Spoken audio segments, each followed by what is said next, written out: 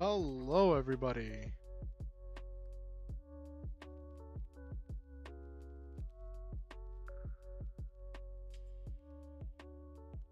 I really need to make a new thumbnail for my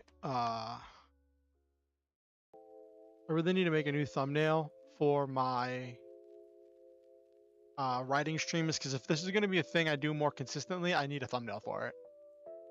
It's not just free talk, you know? Alright, let me share.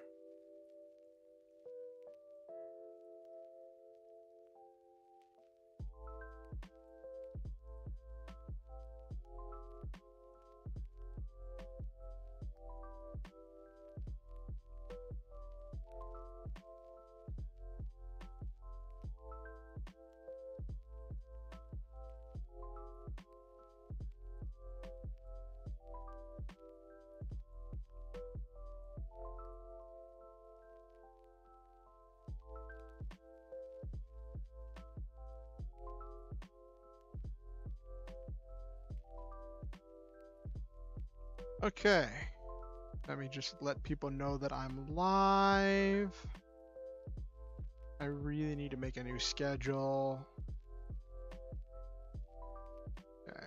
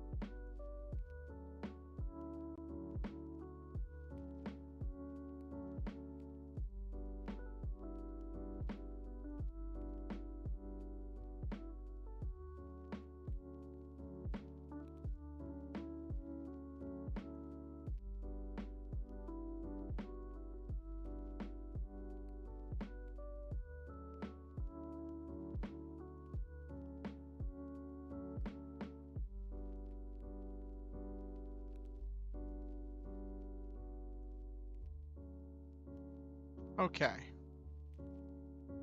Hey, Okusen, good to see you. I'm glad to see you. How was your, weren't you like chilling with some friends the other day or something?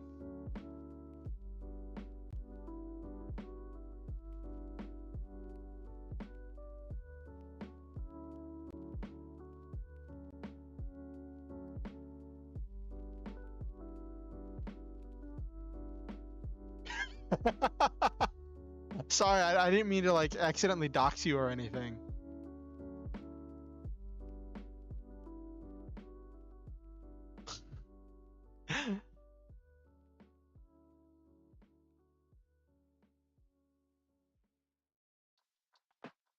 I just know it seems like you are being very productive every time. Oh, how was that?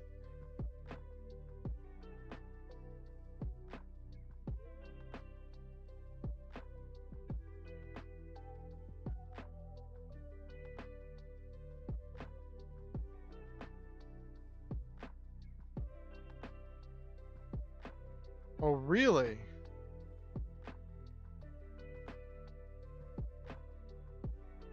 Okay.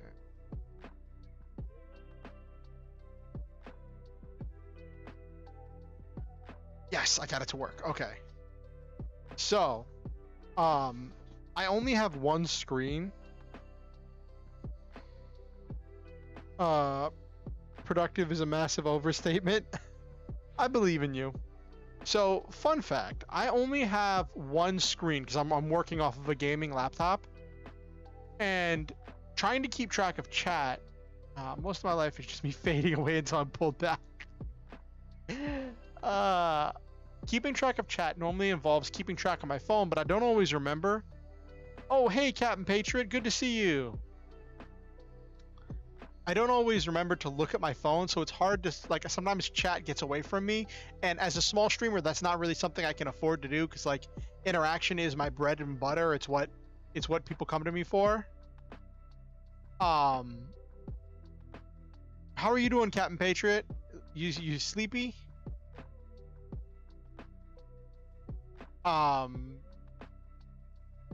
So I have this application that lets me put certain windows so that way they're like transparent, but they're always on top, so I can see through them, but I still see them.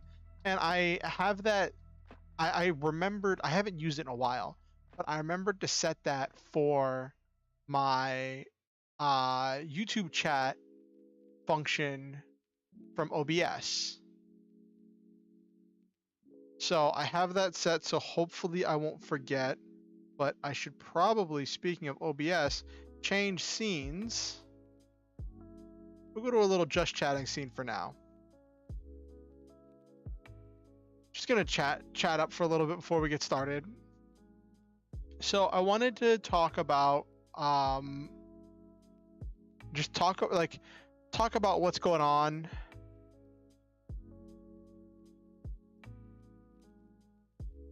Things are going kind of good for you, Captain Patriot?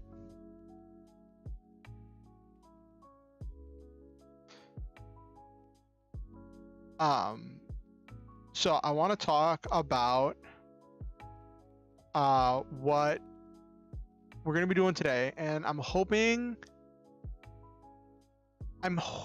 that streams like today's will become something I do more often. And you all can let me know about this. But like, I've been taking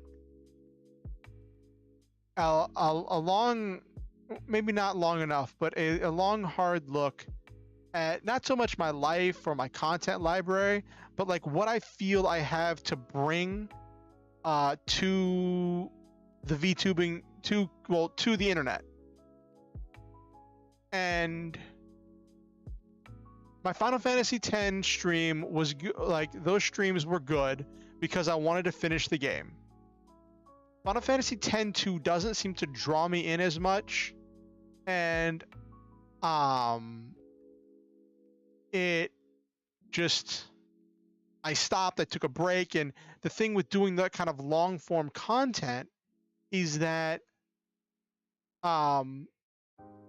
if someone were to come and pick up my stream in the middle, if they've never played Final Fantasy X-2, I have to explain the story. And that, while I do love storytelling, that's not a situation I want new viewers to be in, because I would like to grow and have new viewers. And I also, like, it's hard to share or recommend a channel if all they do is play like one game. Though this doesn't exactly fix that, because due to my schedule and my life, I can only stream like twice a week. So I was looking at the internet, which is always a dangerous thing. It's always dangerous to just be looking at the internet. And thinking about what I'm good at. I'm good with words, and I would like to think that I am good at writing things. Like, I can write a campaign. I can write a generic story. Well, not generic, but I can write a story for a role-playing game. And one of my goals is to learn how to translate that ability into writing actual fiction, like short stories, novels, all of that. I had one very disastrous attempt to do that in the past because I had a paid opportunity to do it, and I got my editor's notes and my anxiety just flooded me. I was so overwhelmed with anxiety. I read one critique, one single critique that wasn't even that bad of a critique, right? And I just completely shut down. My mental health was not in a position where I could handle doing that, and I feel like I'm kind of getting into a better place. So I'm trying to stretch, which may not be the best idea, but anyway, going to say the last few streams we've just been brainstorming. We've been swapping ideas, we've been sharing ideas, researching things, looking up information.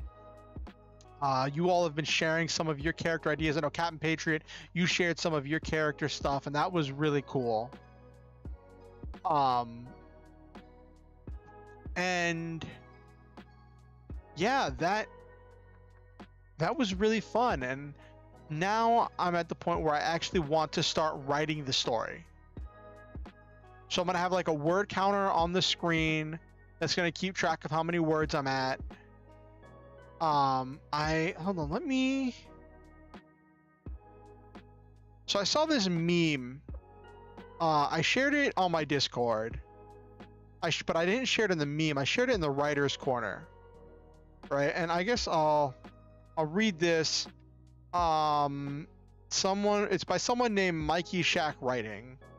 I don't know if this is like a Tumblr post or where this post is from. It's from somewhere. It's from somewhere that I don't participate in. And it said, I saw a post talking about how Terry Pratchett only wrote 400 words a day, how that goal helped him write literally dozens of books before he died.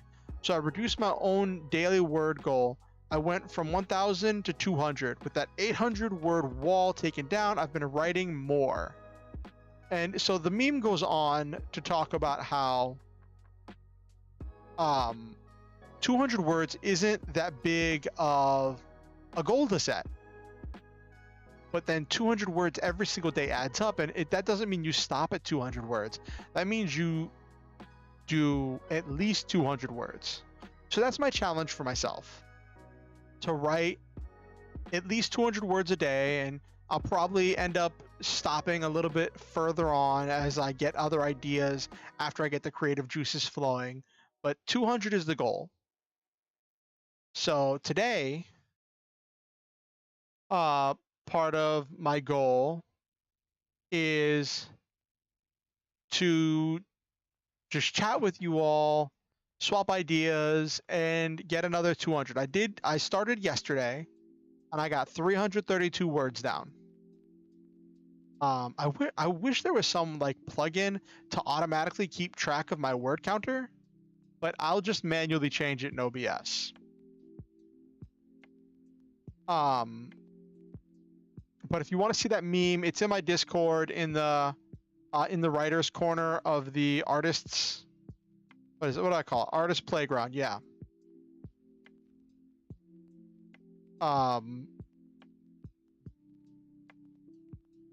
So that's there.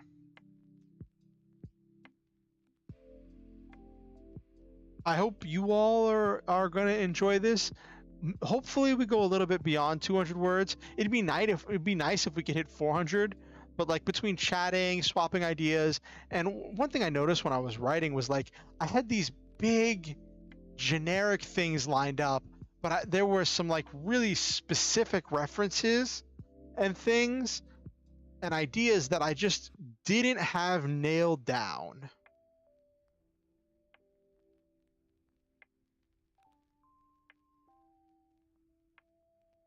All right. So that's what we're working on today. Like I said, goal is at least 200. I also want to edit down what I've written so far in order to try making it into a coherent structure. I feel like my first initial writing was a good outline of what I want things to do, and then now I have to actually write the story. You all on board with that, chat? Actually, I haven't seen Silva in a while. Let me boop Silva, see if they're coming.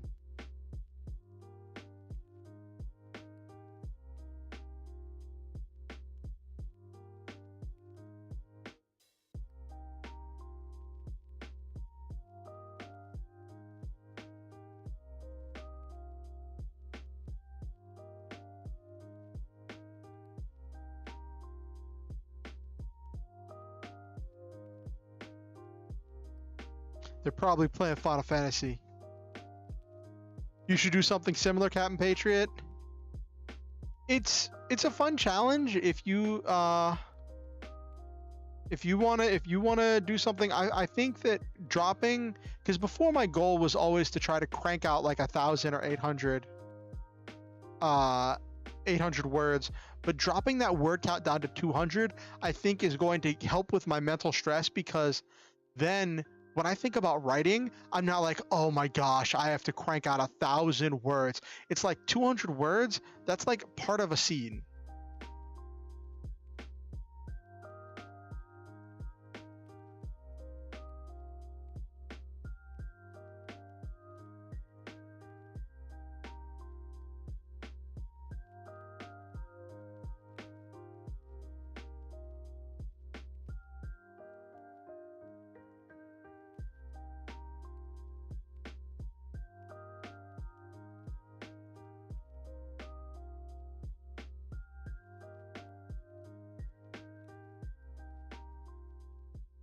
What kind of stories are you working on, Captain Patriot or Okusen?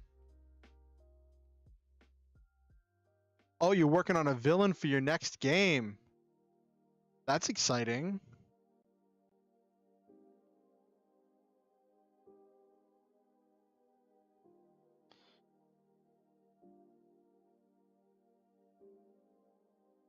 You want to tell us a little bit about the villain that you're working on, Captain Patriot? Superhero stories are always fun.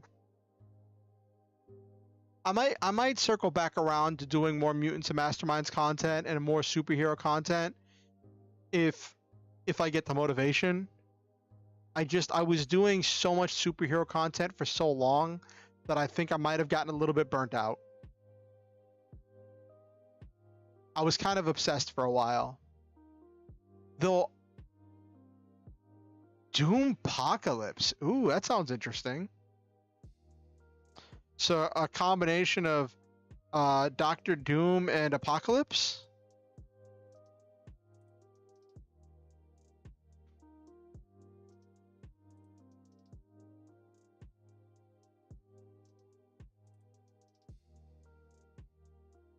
Oh, Doomsday. Okay. Wrong Doom.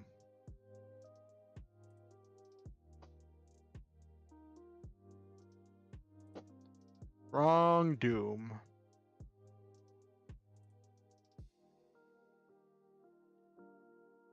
I'm also debating spending some money on getting a new outfit for my character, because like getting a new outfit is infinitely cheaper than paying for a live 2D model, and I don't even know if my computer can run VTube Studio properly while I'm streaming. I don't even know how well that would perform on my computer.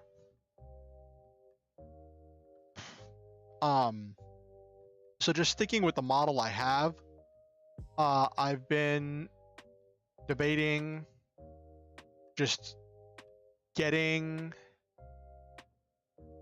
a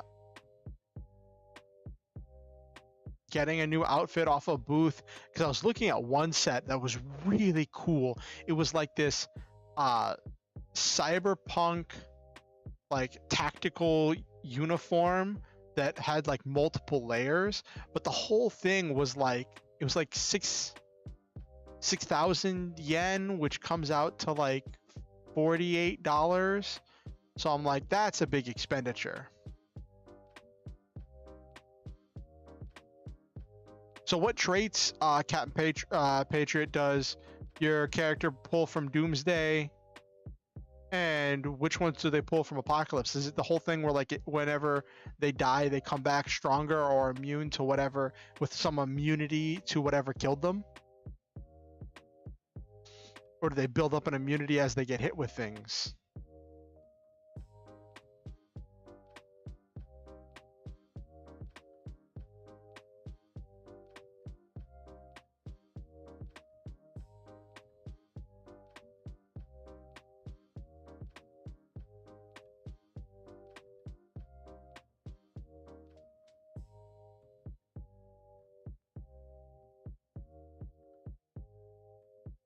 Okay.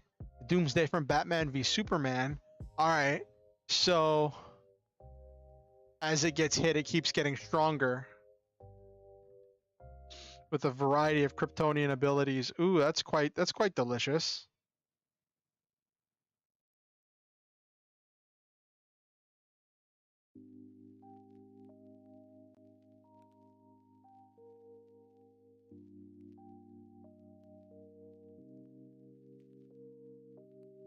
All right, let's get started. Hold on, that number.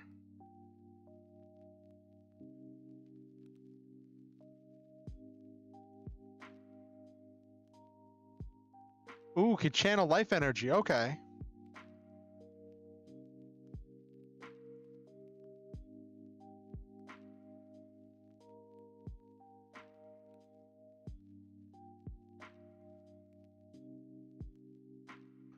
Let me put this here. Like, it's pretty visible right now. I just don't want it to be blocking off stuff. Ooh. Chat looks ugly. I wonder if I should give it like a background. Could channel life energy. That's quite interesting, Captain Patriot. I realize I use the word delicious to describe things that I think are really, really great, and that might give the wrong connotation or just make things seem really weird. And I hope that that doesn't weird anyone out. Anyway. So he channels life energy. Okay. So this is what I have right here. There is this trend in sci-fi stories to have a massive block of exposition in the front of the story to convey a large amount of information without having the readers organically find it out, because then you don't have to come up with ways. Draw life energy from others to sustain himself after he gets initially defeated. Ooh, that's cool. So like I said, there's this trend in sci-fi stories to explain your world, whatever your technology is, to front load all that exposition on the front end of the book. So that way, going into the story, you can just refer to things and you don't have to stop to explain anything.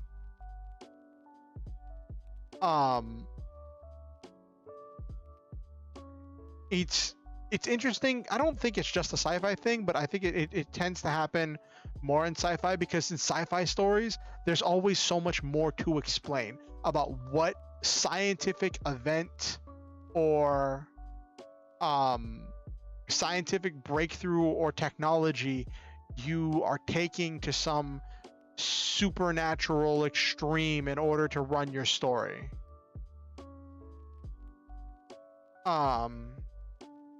So that's a thing.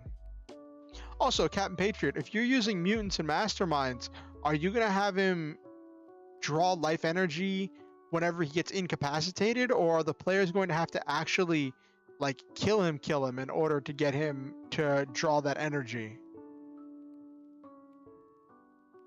Someone not knowing the world, an outsider who needs an explanation.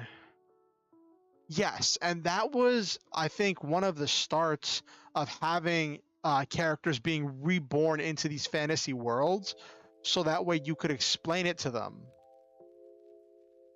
Um,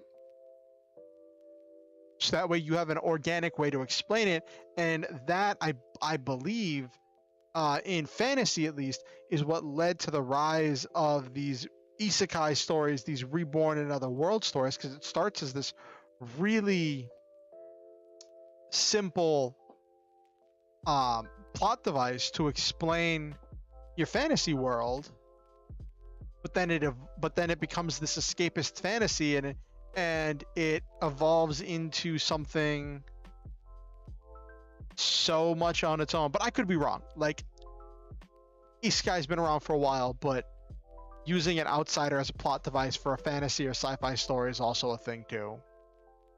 So I am going to do something hard. Oh, he'll generate the life siphoning field as a burst. Okay.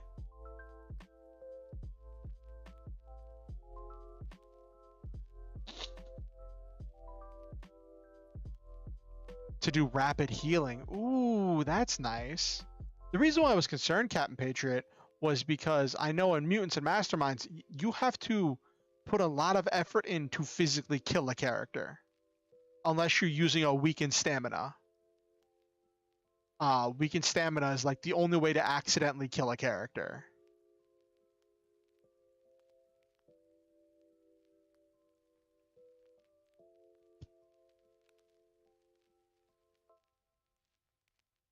Oh, it's in Mighty Protectors. I'm not familiar with that system. How is it? So he can just drain life. So he's kind of like a life force vampire type thing, except instead of having to grapple people and suck their blood, he just draws it out of him in a burst. Okay.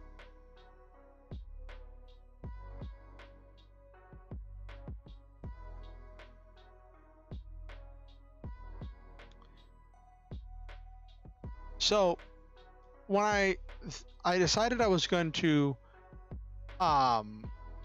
do the hard thing, that might be a mistake. I very much might have to go back and rewrite everything I write.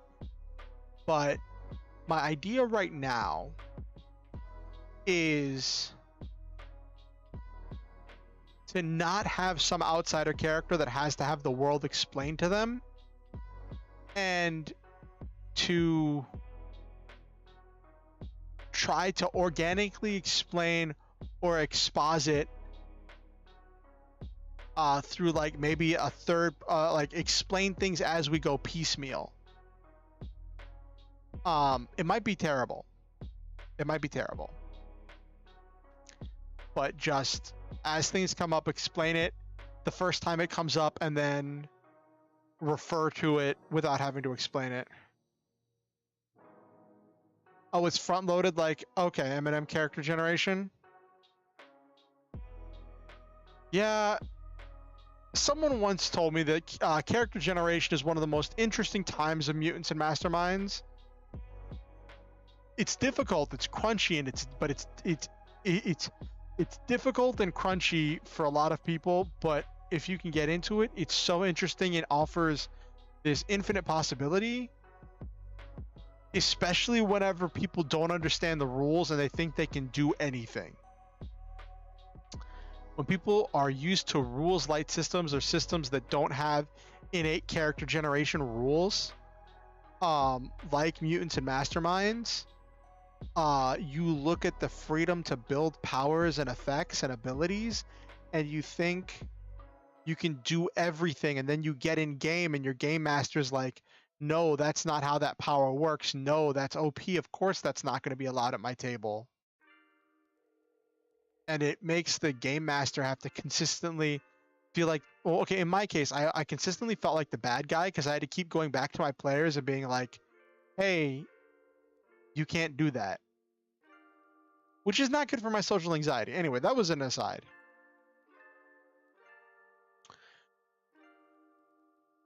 But but it's front loaded, so it's a lot of character gen. Then after you get the character generated, the game just plays.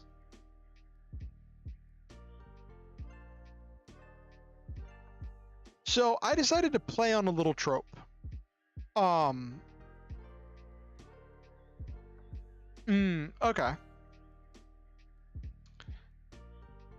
I decided to play on this trope of having the first scene of the story be someone starting their day, and then to just write about a person starting their day and introduce some of the things about the world as they happen.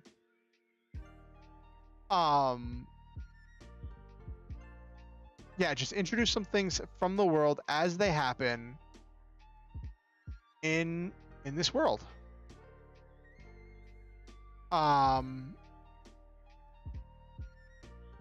So I guess I'll read what I have so far. I only have 332 words so far, so it's not much. An alarm sounds, the rattling of branches of a tree. Why did grammar check not find that? All right, so we're up to 333. Okay. Of a tree full of hard seed pods can be heard echoing throughout the house. One man wakes up and places his hand on the trunk of the small tree. At his touch, the rattling stops. He climbs out of bed and readies himself to face a new day. He wanders to his front door, collecting his morning paper before pursuing some food. He wanders into his kitchen, walking past his cabinet of heat cabbage. So that's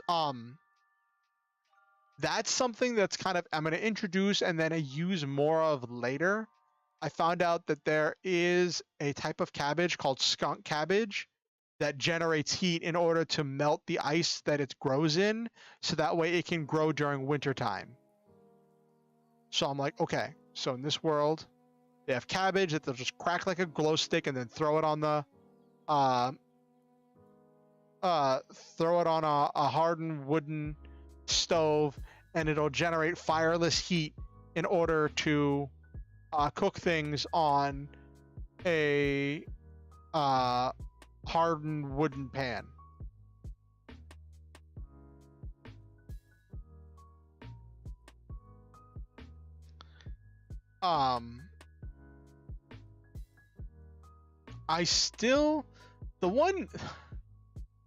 The biggest question that I haven't answered, I think, is how are they making all of these wooden things without metal?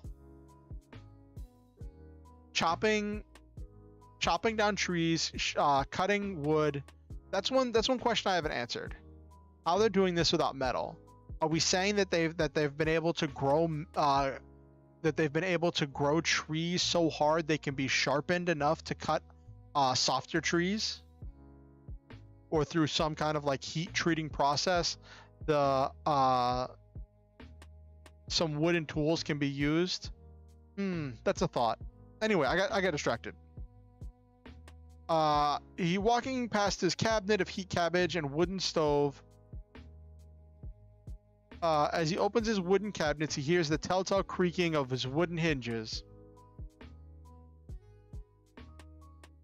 Their wooden hinges. I guess this serves as an editing session before we get actually started. Their wooden hinges. Those need to be changed soon, he mutters to himself. Trained insects. That's a good one, Okusen. Let me jot that down. Hey, Silva. Welcome. Was that thing you were doing Final Fantasy XIV related, Silva? I'll stop.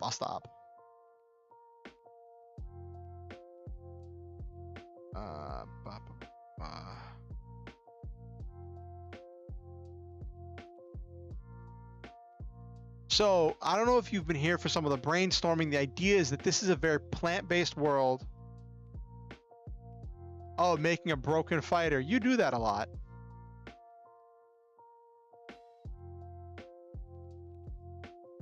All right, so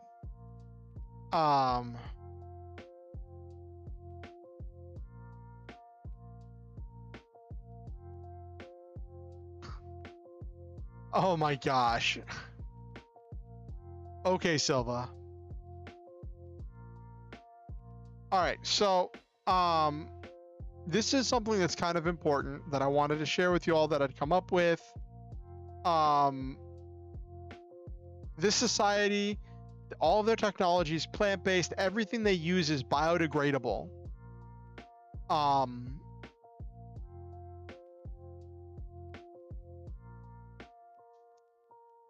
And that's their thing. Everything they do is some kind of specialized plant. That's how their tech works. But this is something I came up with while I was working on the previous thing yesterday. There's no name for the actual world. They don't have a concept for space travel, which that might not be realistic because every society looks to the stars. But everyone knows their supercontinent as Planta, which, yes, it is the Latin for plant. I couldn't come up with something smoother. Okay, if you, ooh, engineered plants. I like that idea, Captain Patriot. So like some kind of engineered harder wood that could be used that could be as hard as metal. Hmm.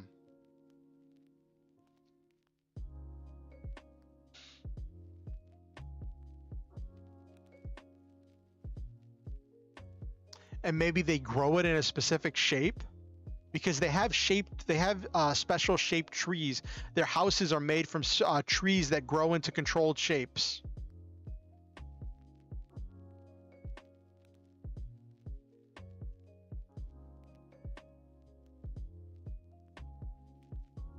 So their closest concept to metal would be some kind of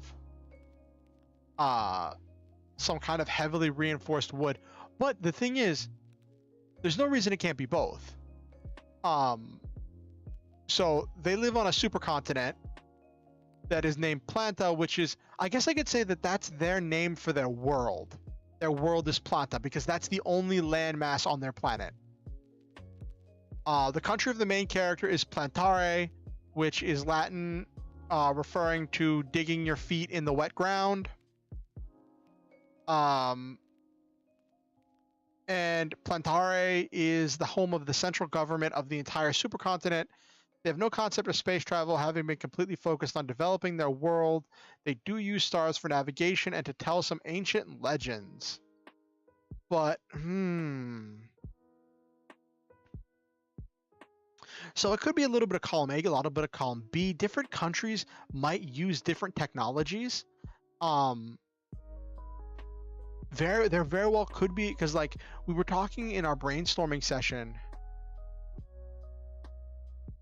Yes, carpenters would be very important to city planning.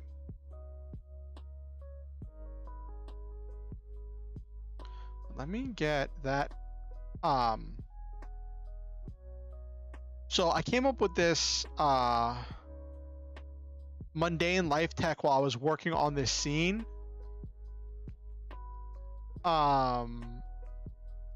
Rattling trees for alarms. Skunk cabbage can generate its own heat. They might use a hyper powerful version of this to generate heat from houses and cooking. Hemp and cotton for sheets and clothing. Hardened wood for cooking utensils.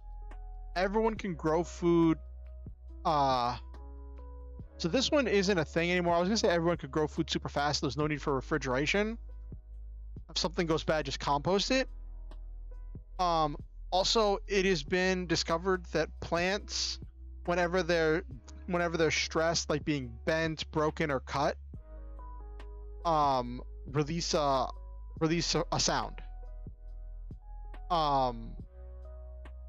So I was thinking, in this world where everything is plant-based, right? Everything is natural, everything is biodegradable. Why not have special plants that instead of emitting hypersonic frequencies or very quiet tones, could actually be used to be stretched or bent and then unbent in small amounts, in order to release the sounds to mimic other sounds and be used as a messenger vines for communication. But then to produce sound, speakers would then just be these special types of vines and these special types of vines and plants that are like stressed and de-stressed in specific sequences to produce sound. But the thing is, speakers have to be replaced fairly often if they get used regularly, which fits with this world. In this world, things have to get replaced often. And I had the idea at the end that you don't need to worry about food going bad if you can just engineer the food to be shelf stable. If you can just grow a lettuce that is shelf stable for like weeks on end, you don't need to refrigerate it. Right? You don't need to refrigerate it to extend its shelf life.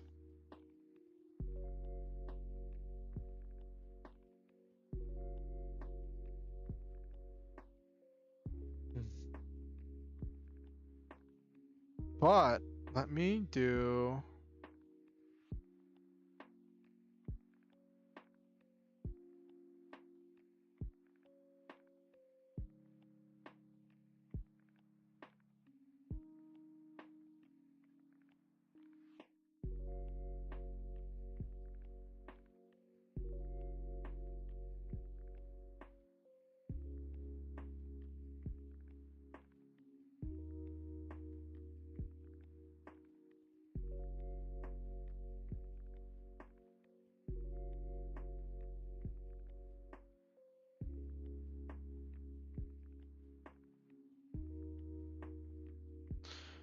All right, for cutting and shaping other simple tools that aren't worth growing.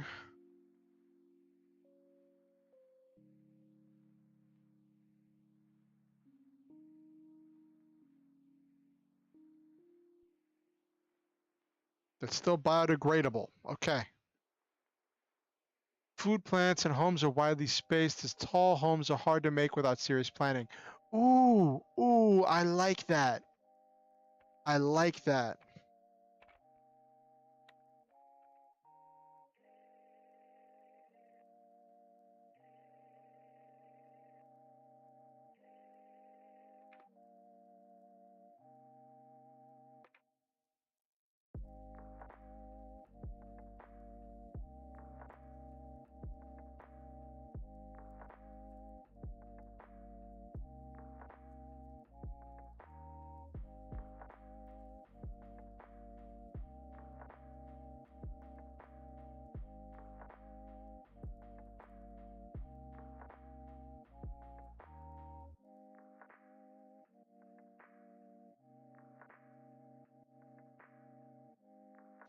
Right, so all the homes would be flat. It would be like where I grew up in Florida, where like you never have a second floor.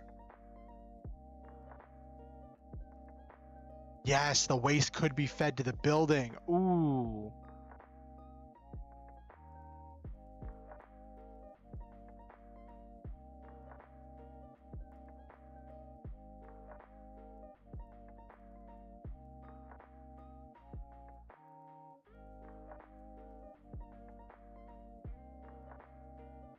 Mm-hmm. All right. So these are definitely some good mundane things.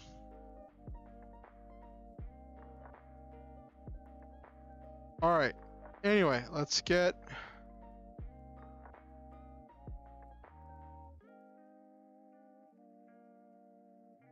All right. Blah, blah, blah, blah. There are wooden hinges. Those need to be changed soon, he mutters to himself. As he searches his cabinets, he quickly finds a wooden container of beans and some bags of lettuce and tomatoes. Deciding on a salad, he quickly chops up the vegetables with a sharpened wooden knife and mixes them with the beans in his wooden bowl. Sitting down with his salad, he reads his morning paper. The Plantare Post has the latest news stories covering all manner of... I don't like using stories twice in that sentence. We're going to replace the second stories with events. has the latest news stories covering all manner of events. Sitting at the top of each page is a small image of a globe with a supercontinent Planta displayed prominently and the country of Plantare outlined in gold ink. He wants to check the weather forecast, wondering if he will have to deal with any inclement weather at work today, but he doesn't make it to the weather section.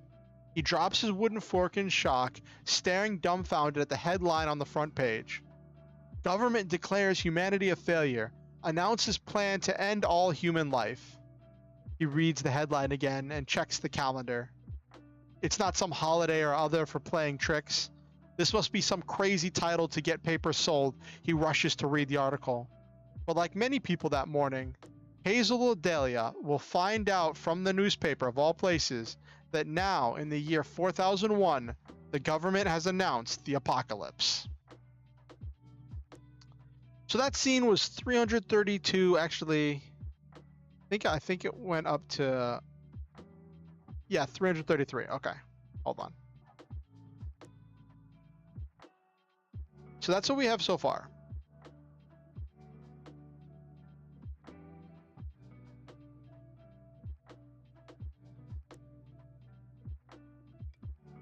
So I used the newspaper as a way to introduce the world. To introduce the world and to introduce the country.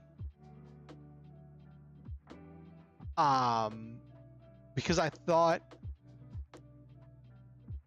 an easy way to squeeze in exposition might be someone reading the newspaper. Then I can introduce articles, like I can introduce some exposition as we go and have the rest of it come up as the story goes on. And there's this tendency, especially as a game master and a world builder, to want to give my players or readers all of the lore in some big dump so they see all of the cool stuff that I've come up with, right? But like I also have to accept that a lot of the lore, the tech, the information that we've come up with for this world may not be relevant. It might not come up at all in the story as we write it.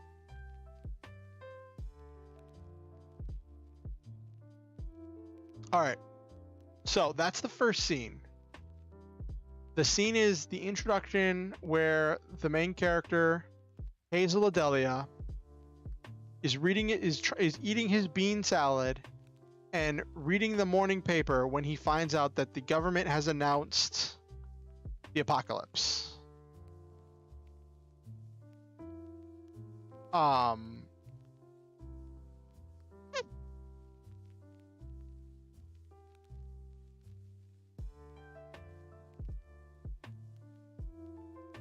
What do you think of what we got so far, chat?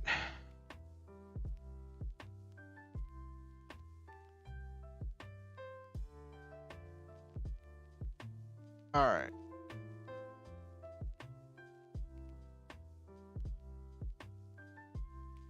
Okay.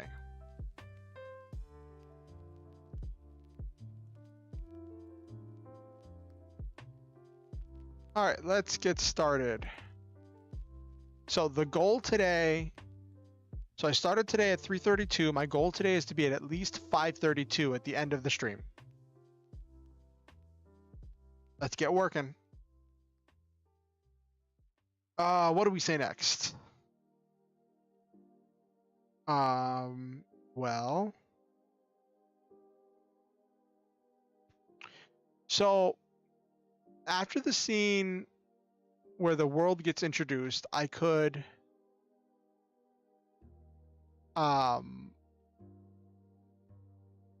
skip forward to like dealing with rebellion stuff, or I can show how the secondary character is finding out that the apocalypse is happening.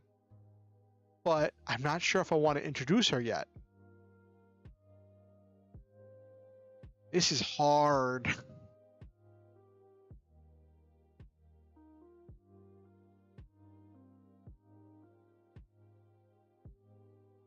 All right.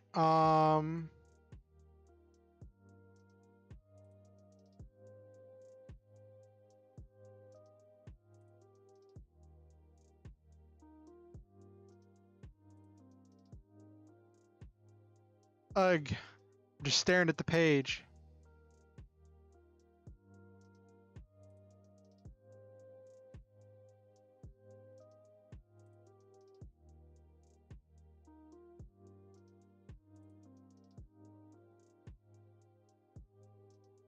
You know what? Let's keep following Hazel because Hazel is our main character. And let's follow Hazel to work.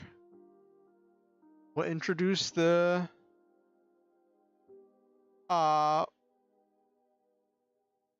we'll introduce some of Hazel's co-workers, and we'll introduce more of the world as we introduce Hazel's job.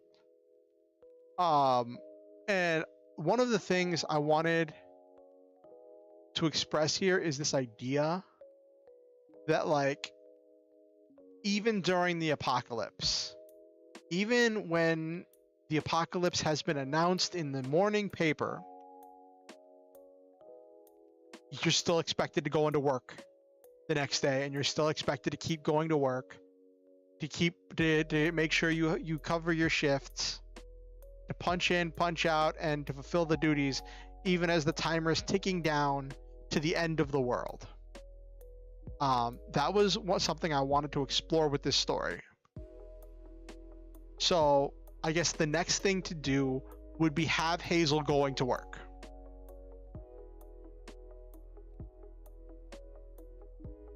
I'm going to, because this is a new scene, I'm going to double space.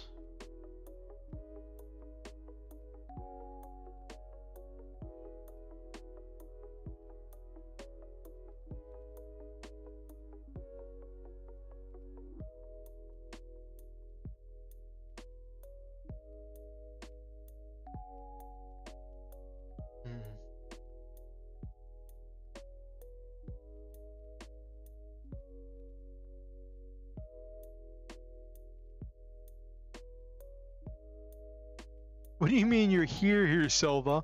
Were you doing something else keeping you busy?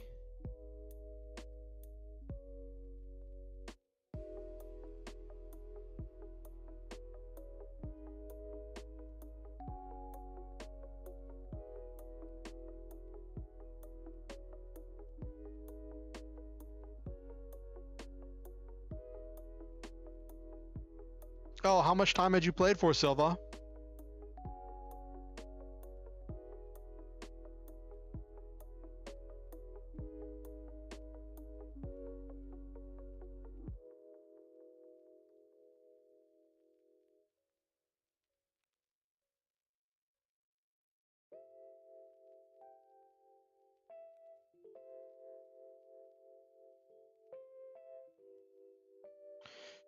Watching Hattie flail around in it, and she beat Tails' story in 3 hours. So an hour and 20 minutes in, and I'm through Sonic's and halfway through Tails. Did Hattie only do Tails' story, or did she also do Sonic's story?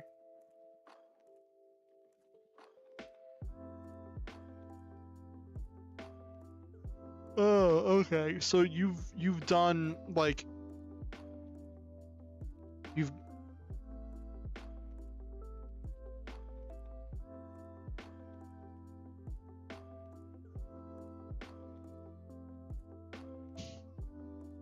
everyone knows you don't bring logic into Sonic.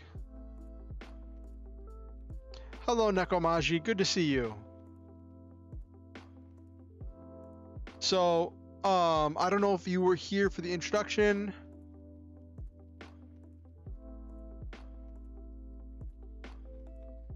Gundam only makes sense if you don't look at it super hard.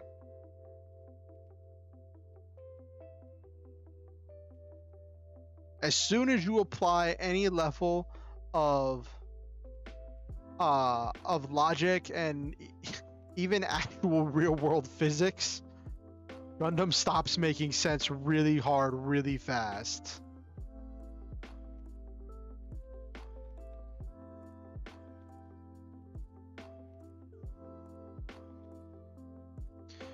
Nekomaji, that's okay. I'm glad you're here. Just having you all here is also... Oh, okay, Nekomaji. that's my word count. I shared a thing in the writers corner of my Discord.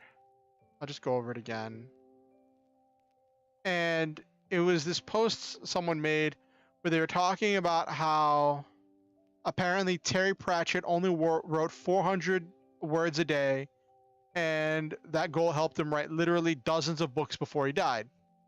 So the person who wrote the post said, oh gosh, the person who wrote the post said that they were going to take this number that supposedly was Terry Pratchett's goal to write every day and cut it in half and say, let's write 200 words a day at least. Shoot for 200 and go past if you have the energy and motivation, but always do at least 200 words a day and see what you come up with. So I finally started doing that. And I started yesterday. I got 332 words. So coming into today, I want to write 200 words and edit what I have in order to make something coherent. That's what I'm trying to do for tonight's stream. I have added, through just editing what I had written so far, I have added one more word. So my current word count is at 333, so I have to get 199 more words to go. It's kind of cheating because I was just adding in a word that should have been there, but I'm gonna take it. But the thing is, 200 words isn't that much. So, like, just doing the next scene should nail that. You know, it should be a fairly simple goal to hit. You know what I mean?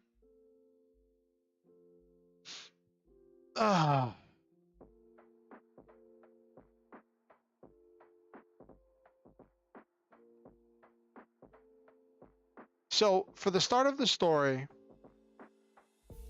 I started with our main character, Hazel Adelia, but I didn't name him until the end of the scene, right?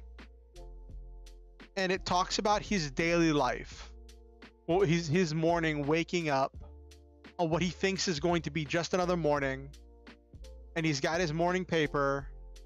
He's making his food, and I'm instead of there's this thing that happens with a lot of sci-fi stories where they front load the story with a big exposition dump at the beginning that just serves to introduce the viewer to the world. But like, it's a lot to slog through. So I figure I'm going to not do that. I mean, this is obviously wishful thinking, but like, if this ever gets published, I'll probably put like a quick rundown of the world in like an insert in like the back of the book. But yeah. So Hazel wakes up, checking his newspaper for the weather forecast, sees the announcement that the government declares humanity a failure, announces plan to end all human life, and reads and finds out from the newspaper of all places that now in the year 4001, the government has announced the apocalypse. Then the next thing I wanted to do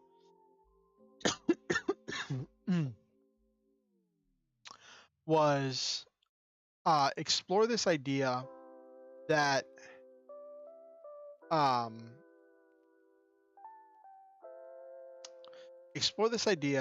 even with the apocalypse announced, even with it coming out in the newspaper that the world was ending, that you'd still be expected to come into work. You'd still be expected to show up for work and to do your shift. Actually, I'm not gonna have him riding his bike into work, because I'm gonna say he's shocked, and then I'm gonna have his boss call him on his phone. They'll use a landline through the vine. I said we do speakers through stressing and de-stressing special plants that'll release a noise whenever they get bent or stressed or stretched.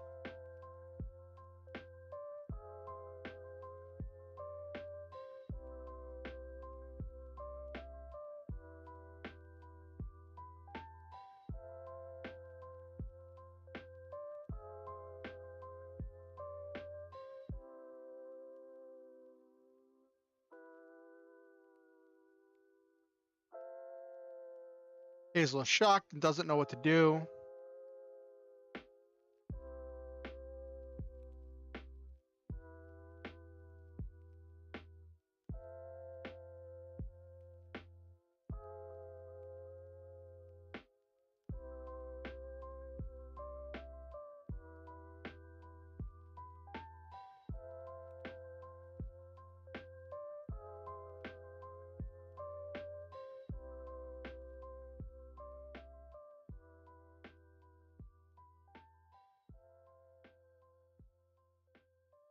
We'll do this 20.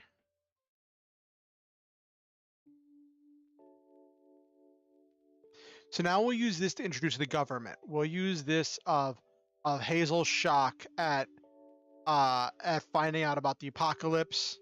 We'll use this as an introduction, as a chance to introduce the government and to introduce more of the world and the most recent political situation. The first scene was about the technology. Now we talk about the people. All right.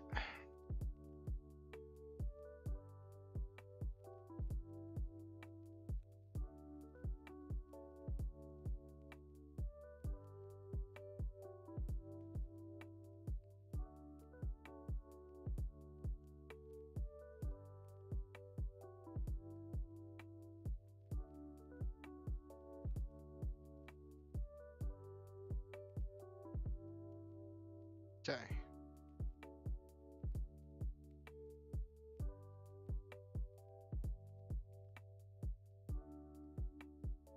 Mm-hmm.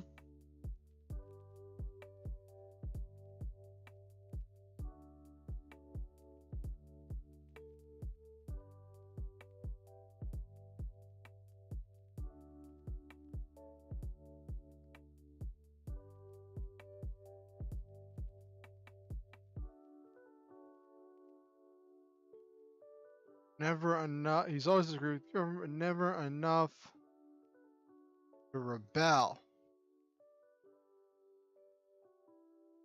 So we're introducing our protagonist. He's always disagreed with the government, but never enough to rebel.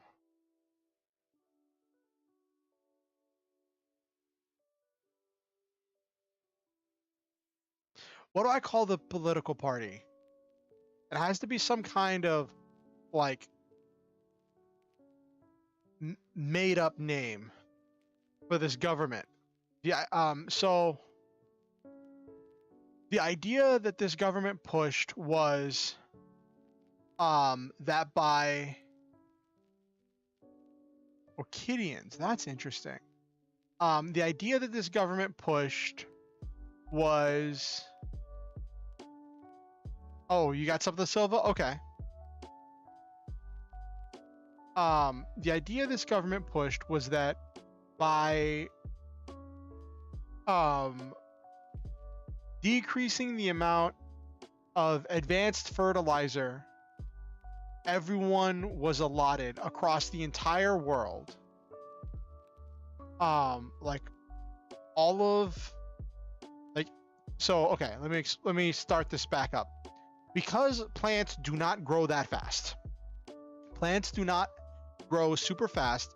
Having plant-based technology would be arguably impossible.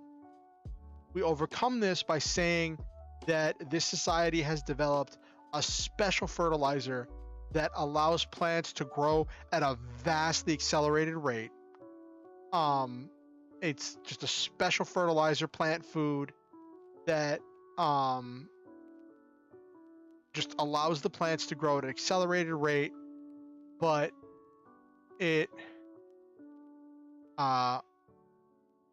whatever this resource is it is consumed as the plant grows. So each new plant is going to need a new batch of fertilizer, plant food. I still haven't nailed that out. Oh, you got something from Trinity Blood?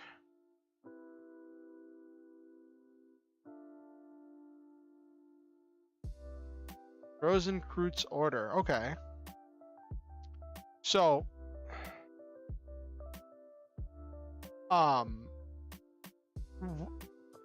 before this, in the idyllic days of the past,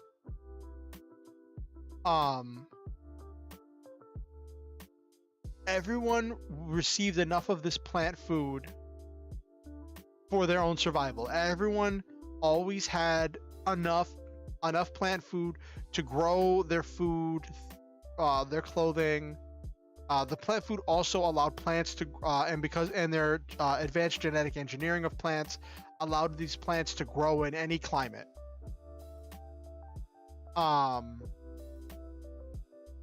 And so in these idyllic days of the past, everyone had enough to grow their house, to grow their job, to grow their food, to grow their clothing. People worked because they wanted that sense of fulfillment and self-actualization. But everyone was provided with enough. That's what happened in the idyllic days of the past. But nobody had an excess. No one had enough of this plant food to grow excessive amounts of food, or to grow excessive amounts of weapons, or to grow excessive amounts of technology, right? And scientific technology had stagnated for at least the last 1,000 years. The Violet Cross. Ooh, interesting. I tend to like Latin names more, but that might be good. Just have a variety of names. So, let me make a note of that also, that,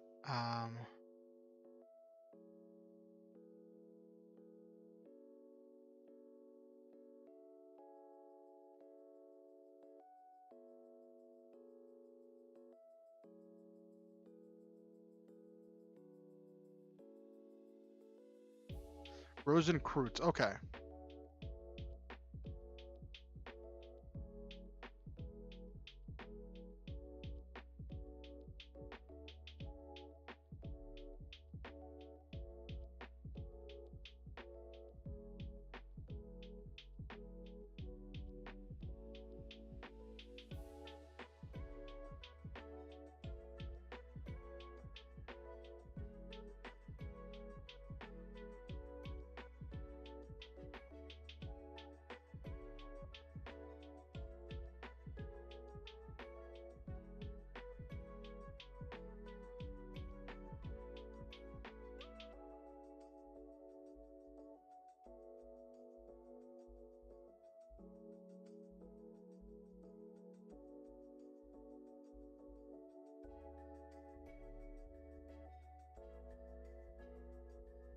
Okay, so I'll make a note of that. So during the former age of humanity, daily life and average technology hadn't changed over the last 1,000 years. And then this new government, this new political party came along that said that humanity needed to accelerate, because the thing with scientific research is it's expensive. It is expensive to perform scientific research. You need resources for failed experiments. You need a lot of resources for equipment, and especially in a world where you have to grow your own equipment, for the manufacture and development of specially designed equipment and technology. It's going to take a lot of resources. Their ability to produce this plant food, I don't know. Okay. Maybe I should ask the internet. If I get a bag of fertilizer, is that all the minerals and nutrients from that fertilizer are consumed when the plant grows, right? So like I can't just put fertilizer down and then just be good for like the next 3 growth cycles, right?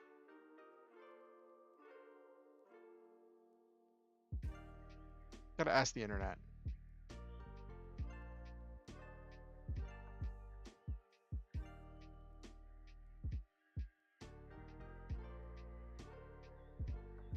Come on. Come on, internet.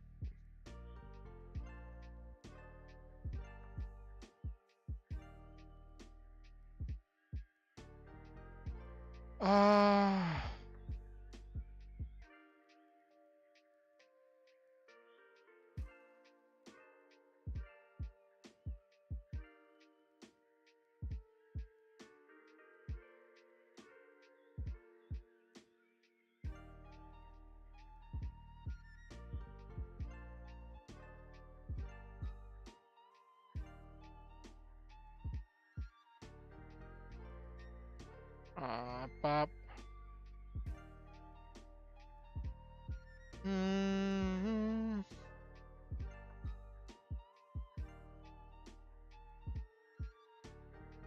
Okay.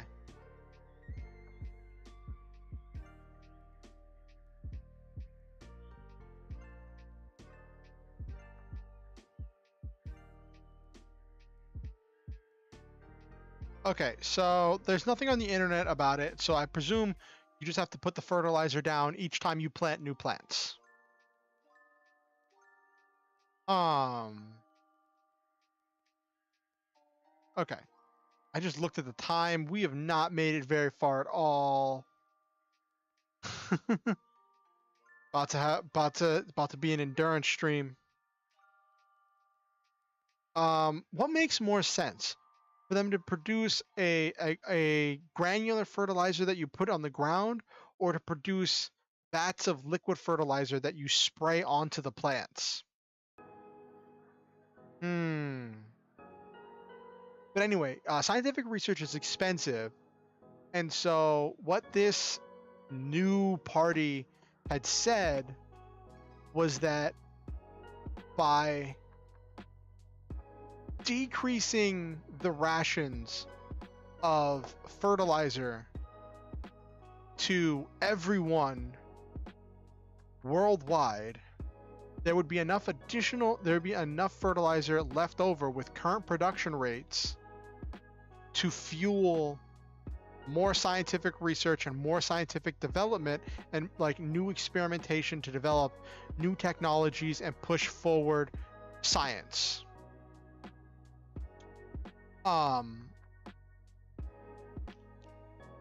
So yeah, that was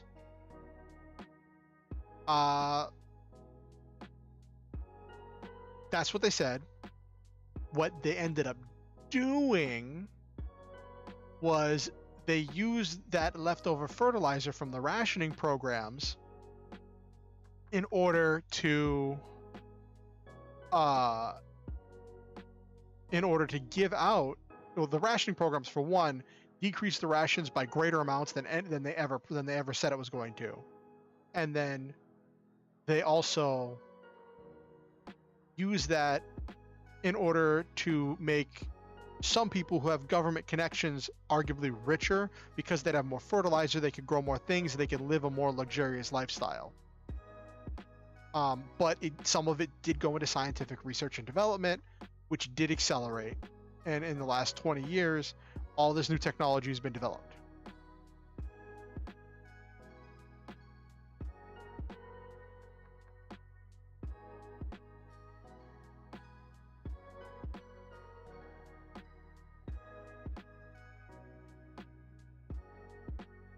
That's a fair point, Silva.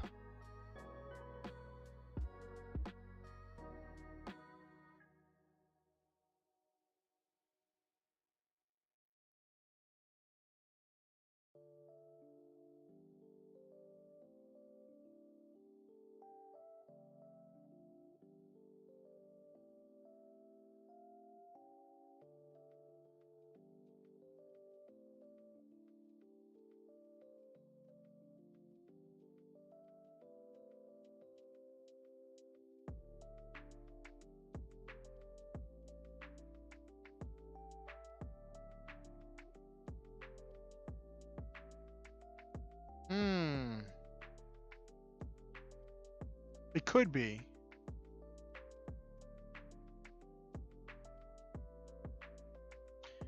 All right, so well, I just Googled what makes plants grow faster.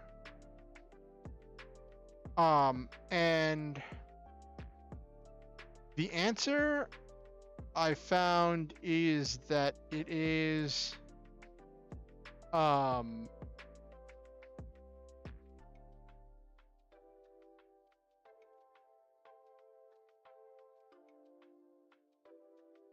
what is plant food? Oh my gosh.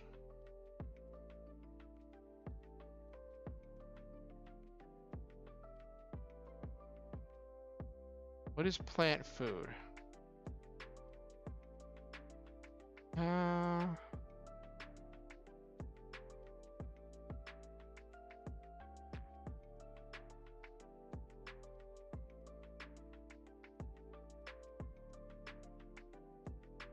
Composting could be a really big thing. But so for this to be a punk world, like to be a punk story, there usually has to be some resource that is being withheld between the haves and the have-nots, and that has to be a driving force of the plot. One of the driving forces. Blah, blah, blah. All right, plant food is literally just fertilizer. Okay.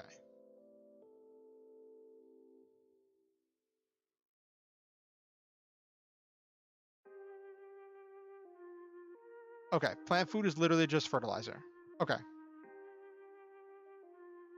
So the resource I want to be withheld is whatever this plant food fertilizer is, right?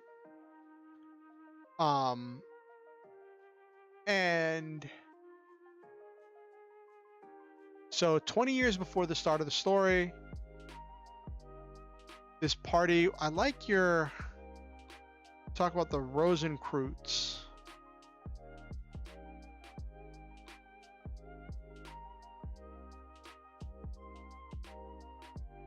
That gives some interesting thoughts and ideas. Yes, but composting is a huge thing in order to make the most of your super fertilizer. What should we call the super fertilizer? We can't call it Miracle Grow.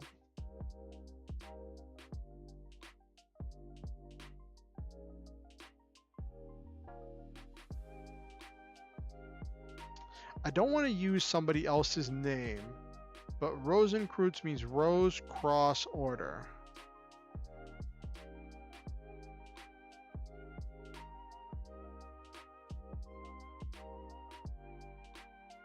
Don't do this to me.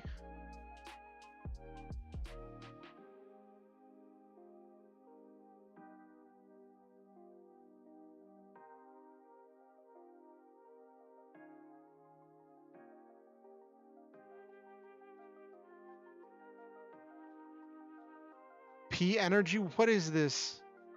What is this? Pomu power? Actually, I don't think you even watch Pomu. So you probably don't even get that joke. Plant energy.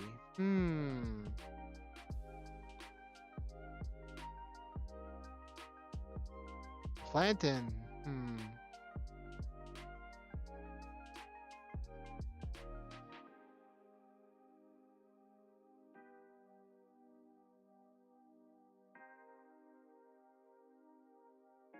All right, so we're going with, I decided to translate because I'm using Latin for a lot of the things in this story. I'm using Latin roots for a lot of things. So I took Rose Cross and I ran it through a Latin translator. And it comes out Rosa Crucis.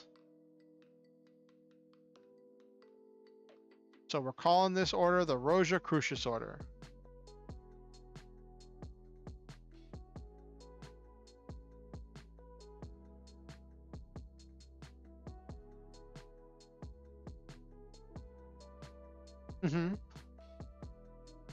Well, To be fair, like at least half of the languages on Earth are like Latin derivatives.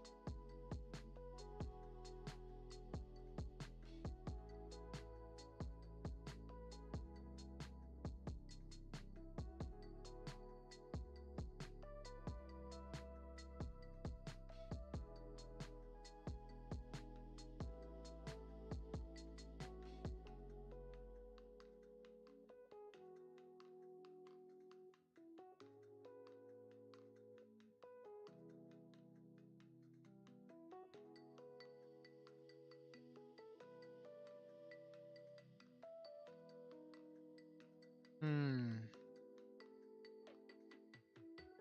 Go scientific development.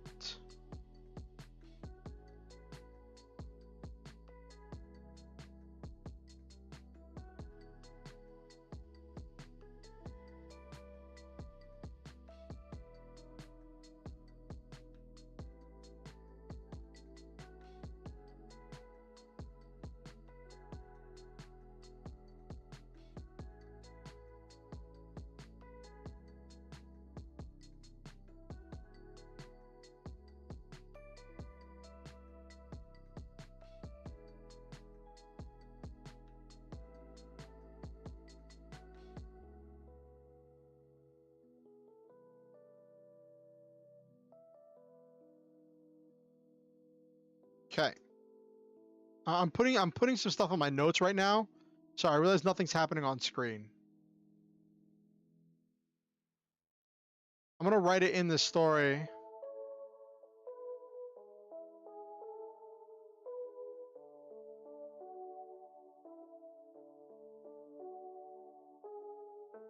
The only reason I don't want to take Rosenkreutz is because it's literally word for word a name from another. Why is my live chat not? Okay, there we go. Is because you said it's literally a name from another thing from Trinity Blood.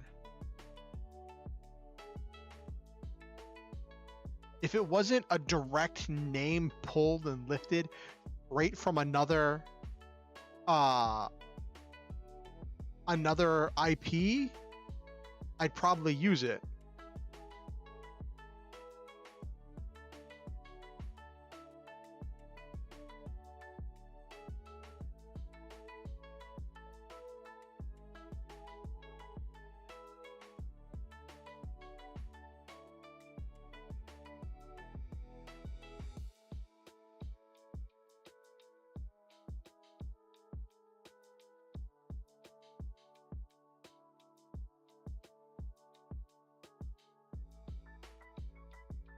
This is exposition.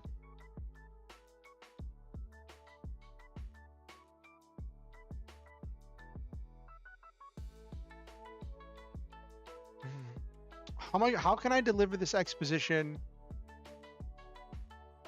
naturally? Yeah, there's no way around it. If I'm not going to introduce a character that people have to talk to, I'm going to have to do some exposition, but I'm going to try to just exposit as little as possible because I want to do a show don't tell. Oh, you got an idea, Okasen?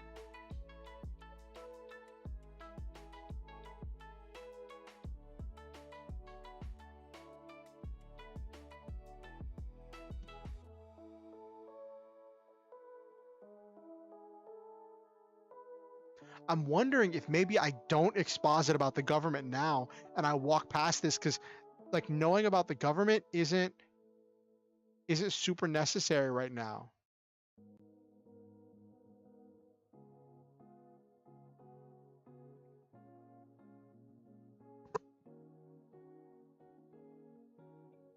Like I might do some kind of exposition about the government when it becomes relevant because the government becomes super relevant whenever I introduce my secondary character. Ooh, that's a good point, Okusen.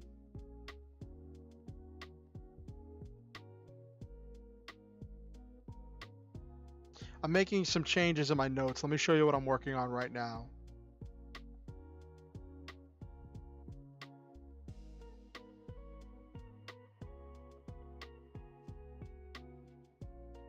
So this is what I've added so far to my notes. But yes, use the lack of info on the government as a tension device. I like the cut of your jib, Okusen. I still want to have notes about it. Geez, I said this wasn't going to be a brainstorming session, and it's like, and that's the thing when you actually sit down to write the thing, is you come up with things that you hadn't planned on in your brainstorming session, questions you have to answer as you write.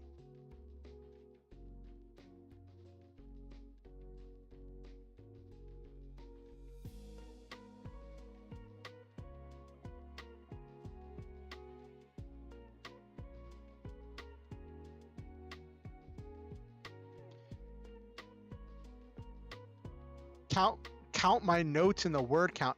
I don't know. That's not part of the actual transcript I'm writing.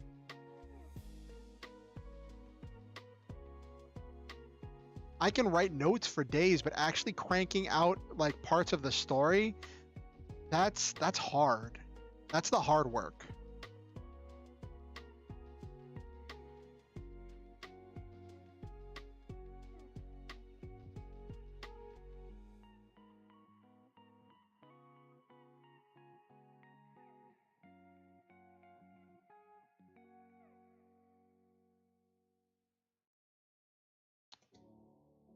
Most people have barely enough to live.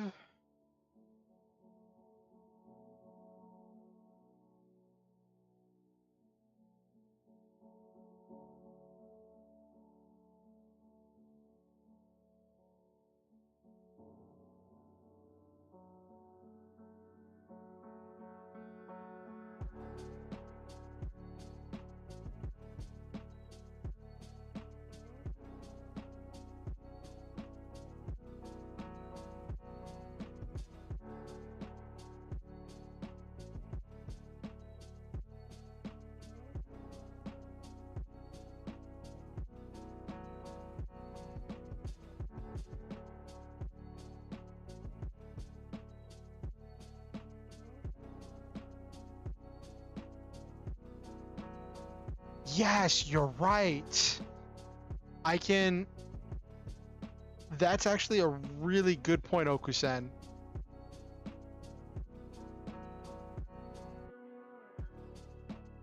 All right. He's not interacting with the fertilizer yet. Or it could be a part for work. Yeah, that's a good point. Since the idea I'm trying to express is that even in the apocalypse you're expected to go to work. I could have him interact with the fertilizer when he goes to regrow a part of his airship for work.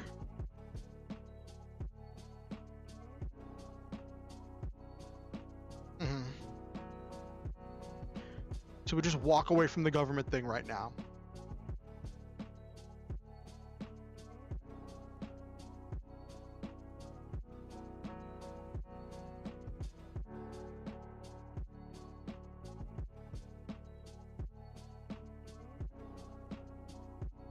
But never enough to rebel. Okay.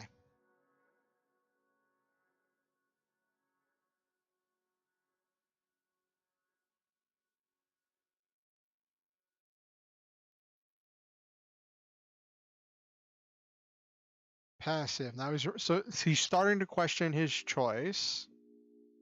Okay.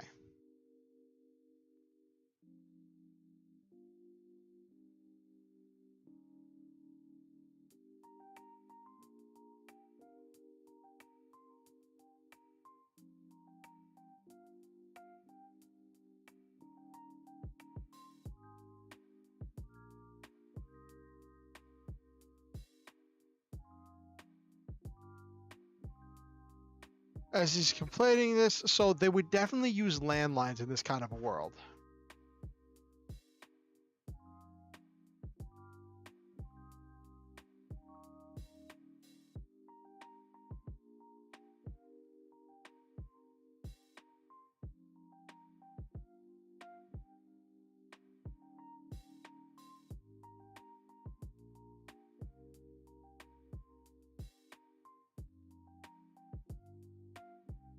All right, 2 hollow.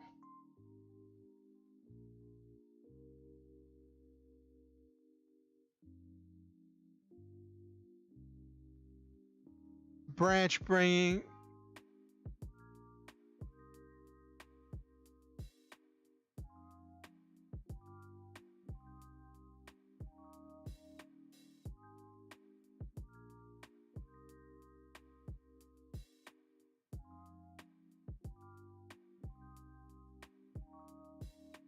Mm-hmm.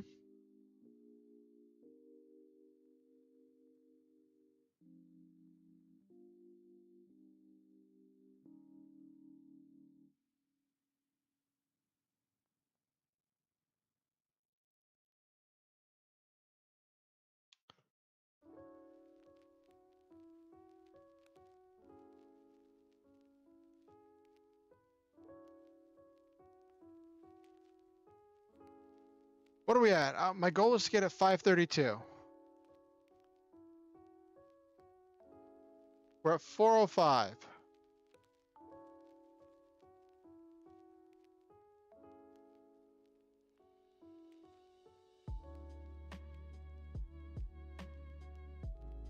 We're making some progress. We got about 70 words down.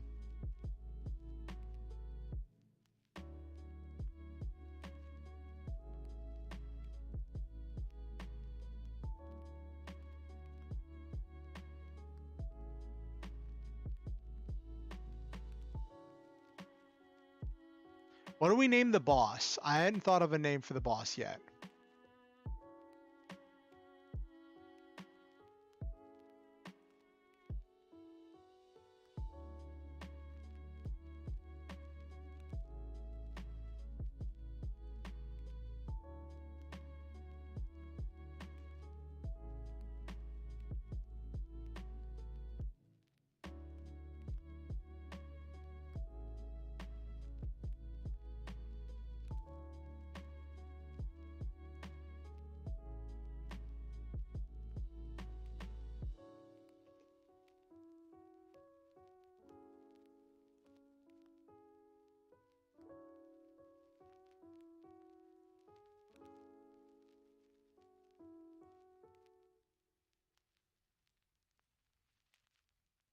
Okay, I don't care what the...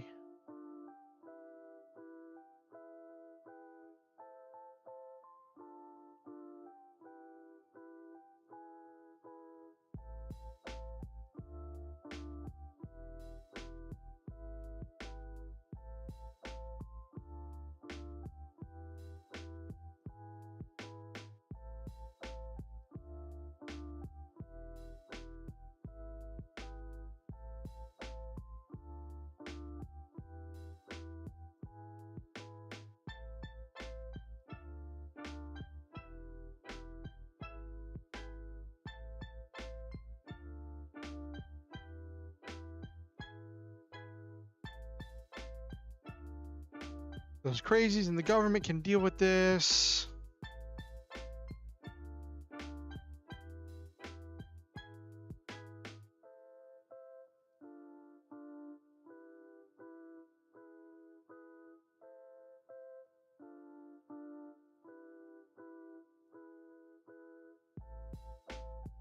All right, so this is what the... So he picks up the phone, and then even before he can talk, he instantly hears, "I'm preemptively calling you before you call out.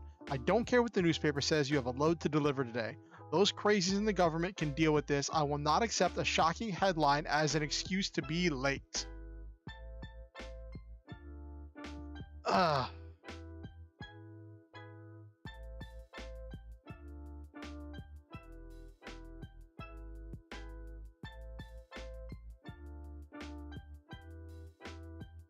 What do we name the boss?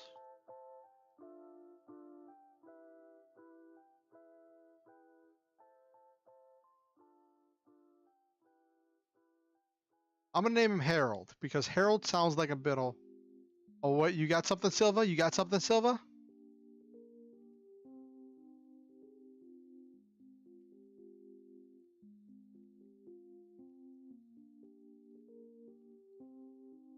That's not the button I wanted. That's true.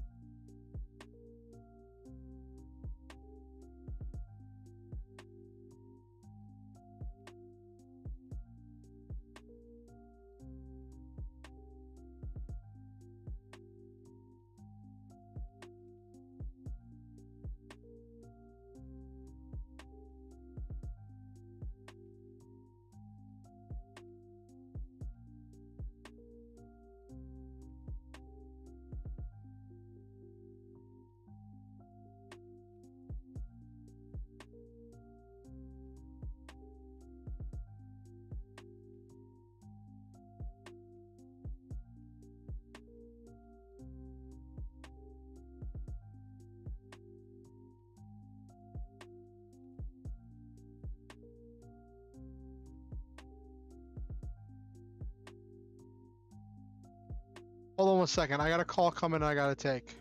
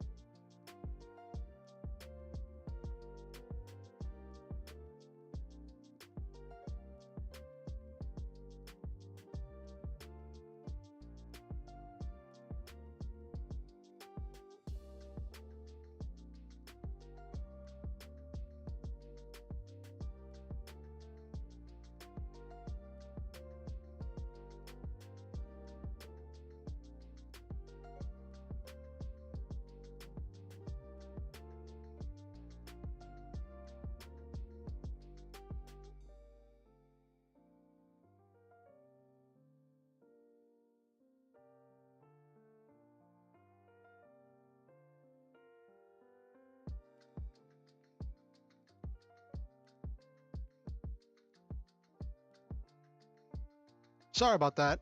One of the people that I live with works nights, and he called me because he needed me to remind him of something on Monday, and he wanted to tell me now before he forgot.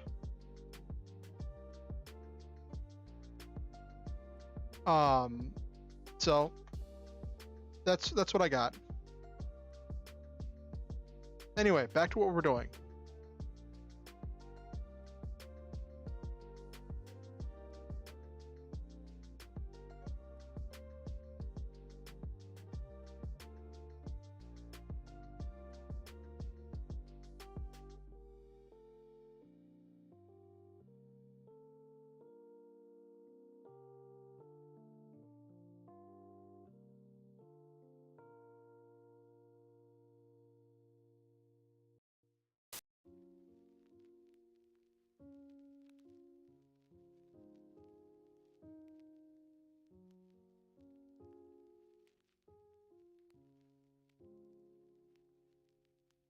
Okay.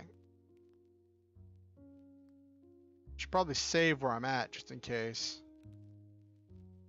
Alright. I'm back, by the way. You all can hear me, right? So, as he's contemplating some extreme actions, his phone rings, a branch banging between two hollow seed casings. Okay, great. He picks up his phone, a technological wonder that uses special vines and tree roots to carry signals all across the supercontinent. On the other end of the line, he hears his boss, Harold. Before he can even say hello, Hazel is assaulted by a barrage of forceful and angry words. It's obvious from the speed of the speech that Harold has said this multiple times already. I'm preemptively calling you before you call out. I don't care what the newspaper says. You have a load to deliver today. Those crazies in the government can deal with this. I will not accept a shocking headline as an excuse to be late.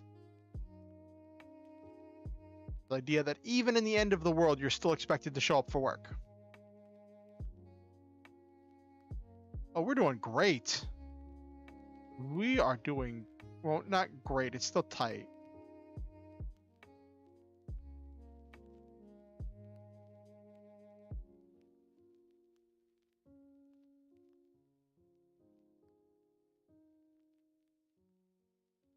Okay. All right.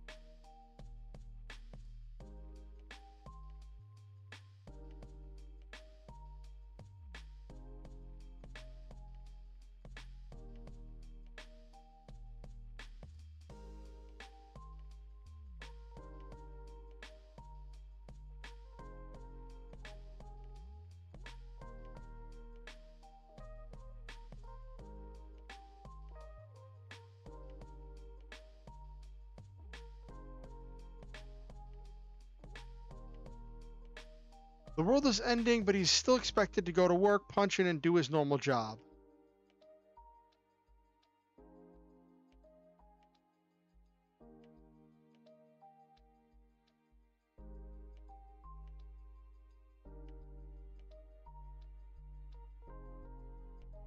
You cannot name.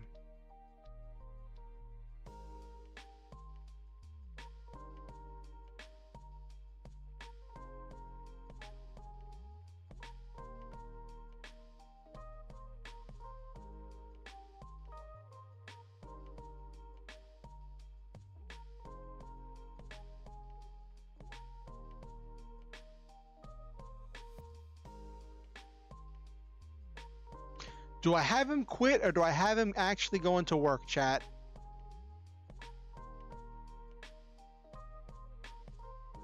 I think it'd be funnier if he actually went into work and he was actually working a day job while being a rebel leader.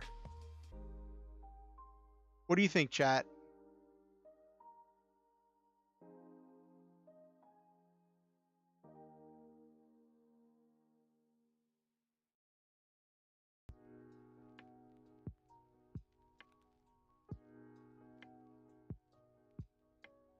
Because it's kind of like this wish fulfillment for him to just quit instantly on the phone.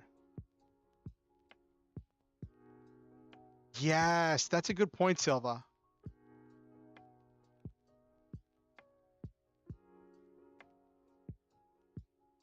I can still use that text though.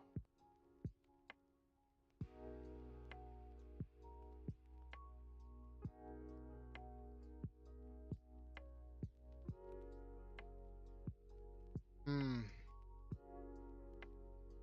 As much as it would be wish fulfillment for him to just yell at his boss and instantly quit.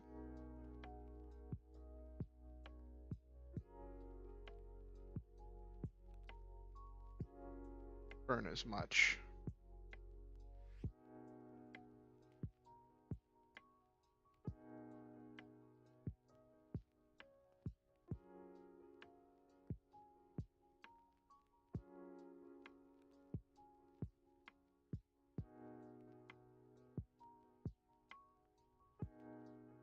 So this feeling he's feeling is this feeling of rebellion. He's starting to feel this this feeling of like that feeling when you know something's wrong and you have to do something about it. And it's going to eat at you until you do something about it.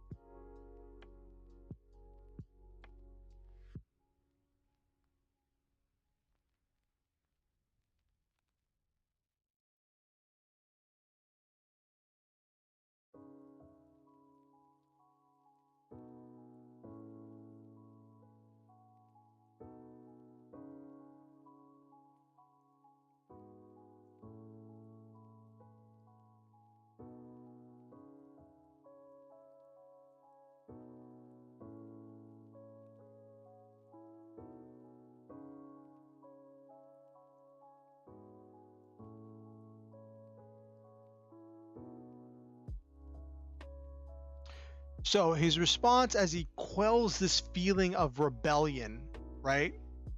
Um, as he quells that feeling, he finds his words, eats his pride, and says, well, I don't say eats his pride because it's not really a pride thing. Sure thing, Harold. Wouldn't even dream of being late. I'm just walking out the door now. We'll be there shortly.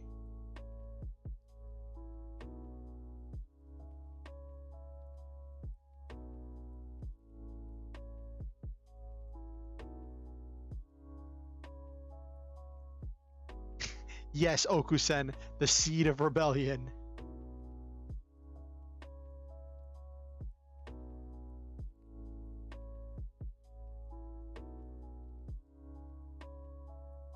Do I make an omniscient narrator thing say what he felt?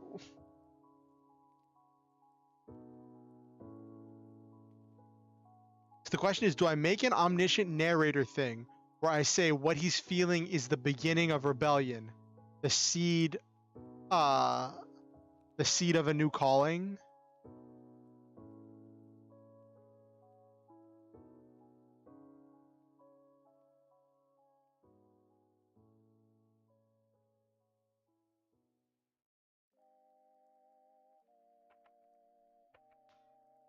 I'm having the story told from third person. Um, but I'm trying to ease off too much exposition.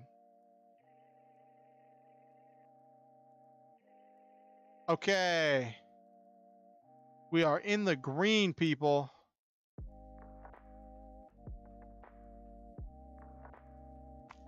Now we just finished this scene. We've hit our word goal for the day.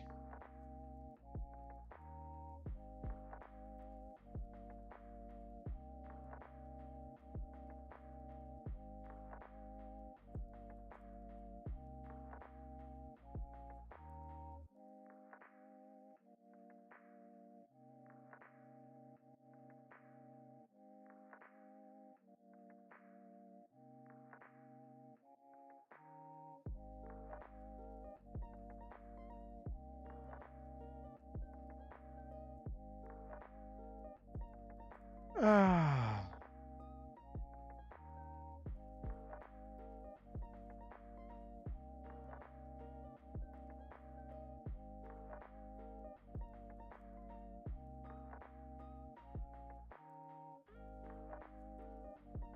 Hmm.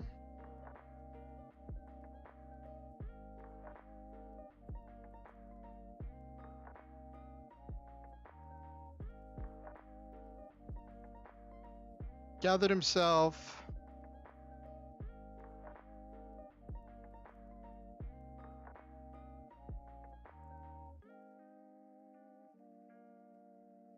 Prepared his things.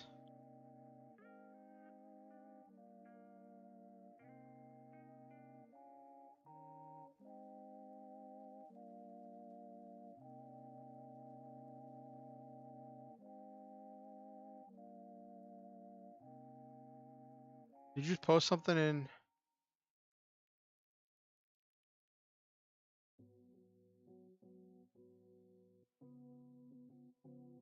You just posted something on Discord, Okusen. That's hilarious. I don't know which one of those is safer.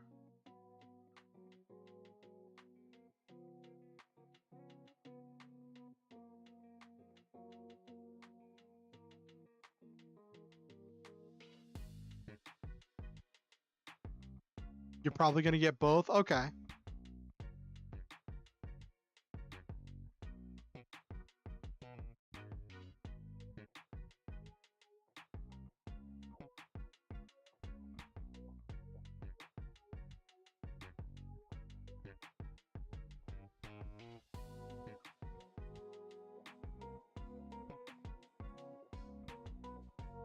Oh, that's really cool, Okusen.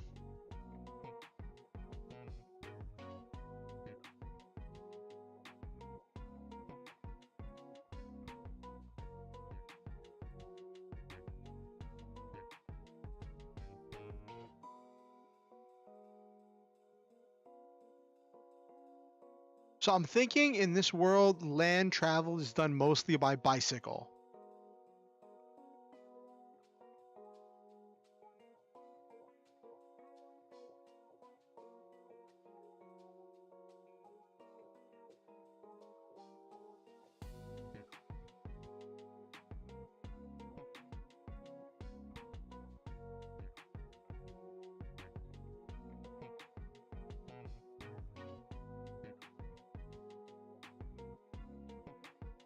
Like the primary modes of transportation in this world, I'm thinking are bicycle and airship.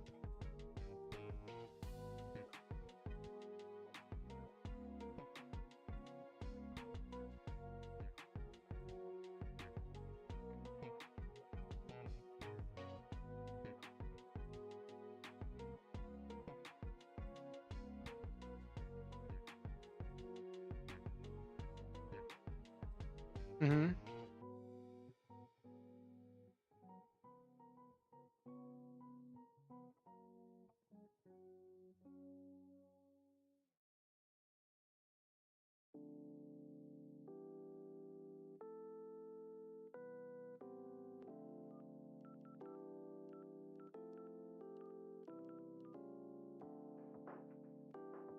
Ooh, what if someone did invent cars, but they're highly expensive and very impractical, and they're only used by the elite, by those with government connections who can get enough fertilizer to grow the pieces for a car, or the government connections to get a car.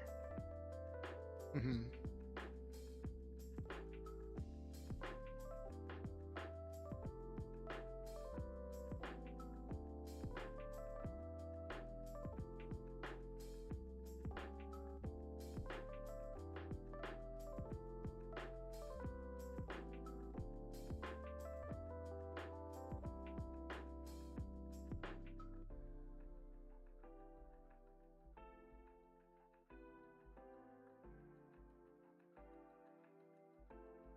With government connections. Okay. I just made a note of it. Every time I come up with something that I'm not using in the story right now, I put it in my notes.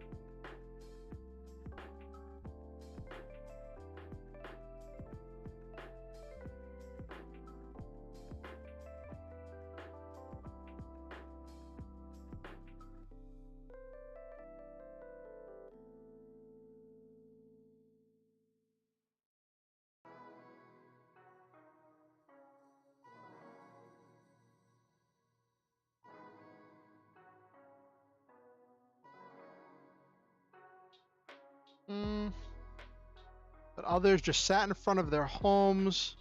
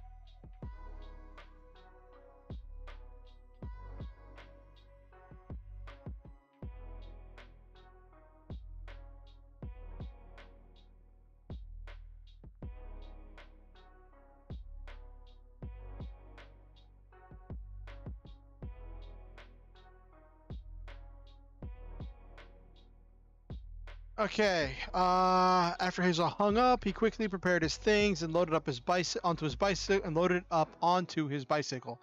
He rode to the air dock. His work. He passed. I'll say as he rode.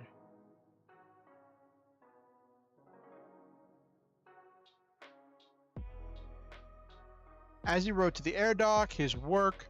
He passed many people. He had seen all of them so many times as he rode this very same path.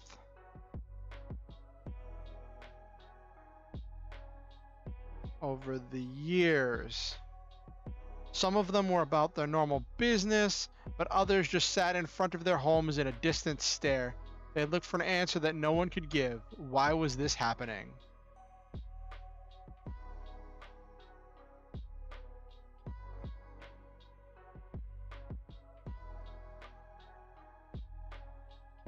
$667.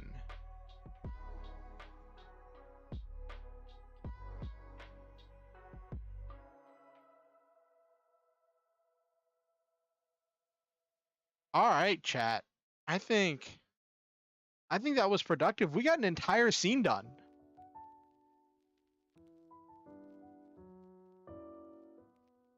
And we got a lot of notes done.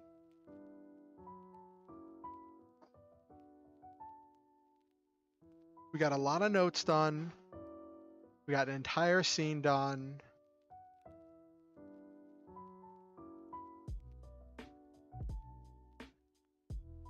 I'd say that was a pretty successful stream. What do you think, chat?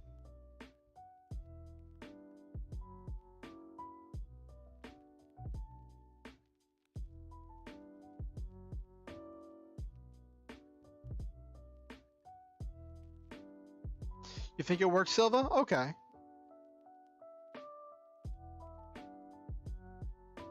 Thumbs up from Okusen. I appreciate that.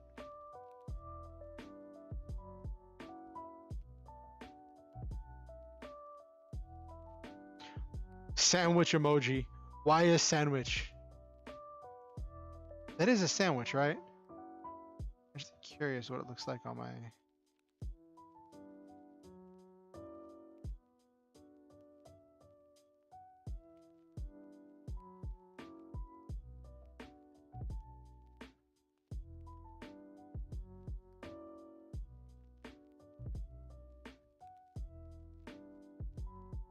You eat not here, Okusen? Okay. What are you eating, Okusen? Are you saying that some kind of...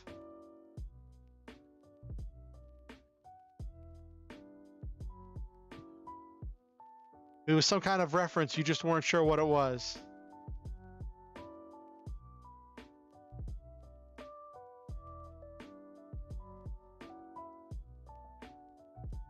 I'm the eater. I'm the one eating. The achiever, the writer. Like, I hope to do this more often because it's like... When I look at places that are streaming, the believer, the fighter... No, it's fine, Okusen. I welcome the creativity. I welcome the descriptions. I'm flattered. When I look at different streamers and streams, I always see art streams. So I don't know why this should be any different. I set a goal of what I want to accomplish. We all put in input. It what, Okusen? It what?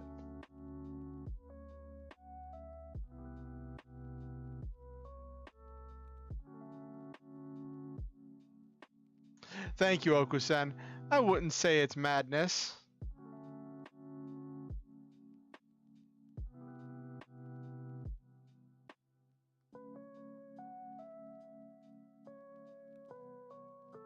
Yeah. I definitely agree with that.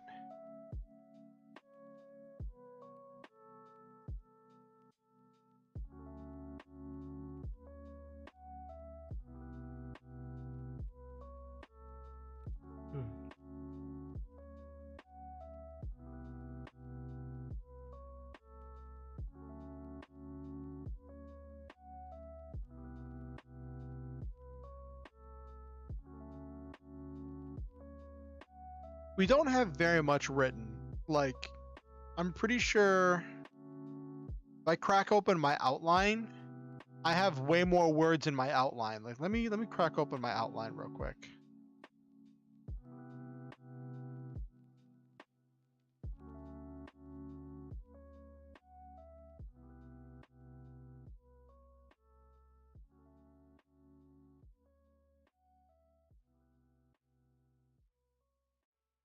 All right, you all didn't change over. Okay.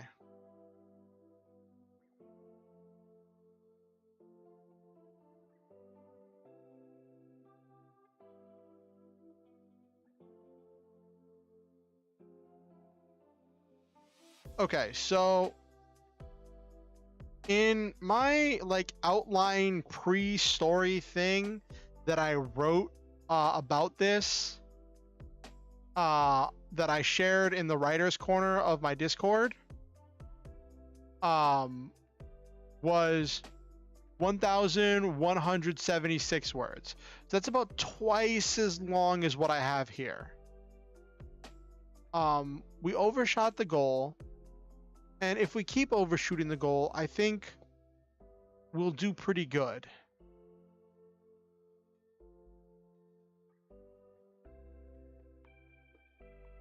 I think that was good. Also, this gives a good place to stop.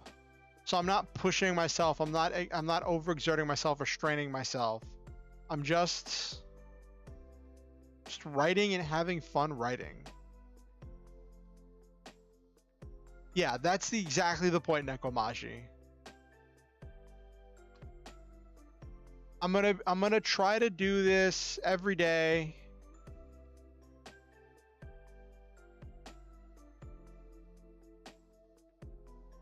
That's definitely a point.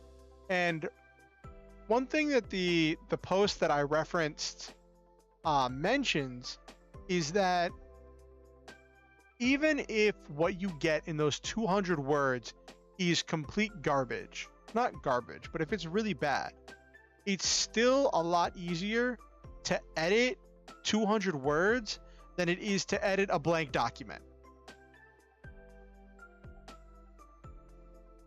Albeit, it also works the other way, that if you have a bad writing day and the stuff you write is actually a detriment to your story and it becomes a wasted day, it's a wasted 200 words, not a wasted like 5,000 words.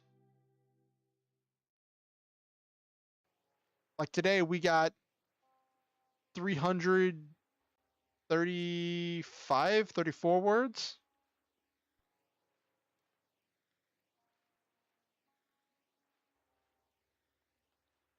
Yeah.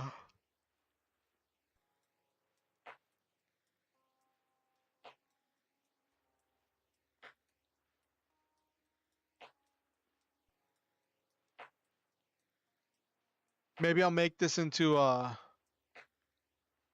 challenge or something.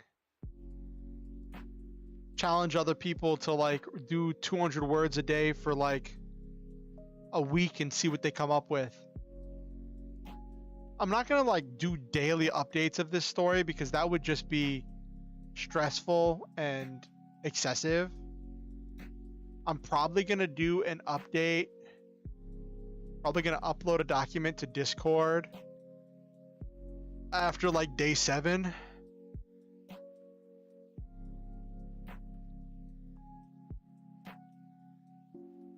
Yes.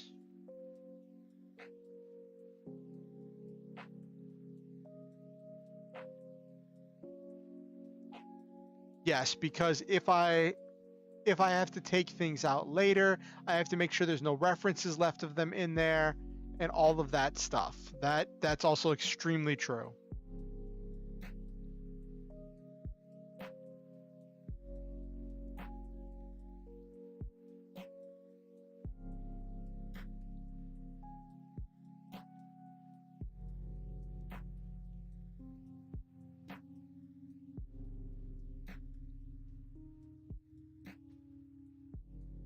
Hmm. Yep.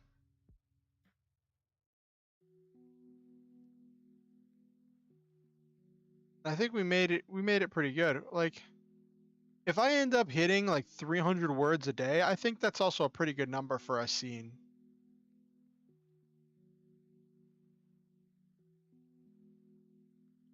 Because if you just kind of look at what happened in this scene, not much happened.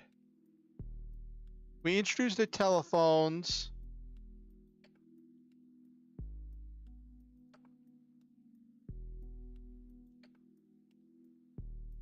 That's also very true, Nekomaji.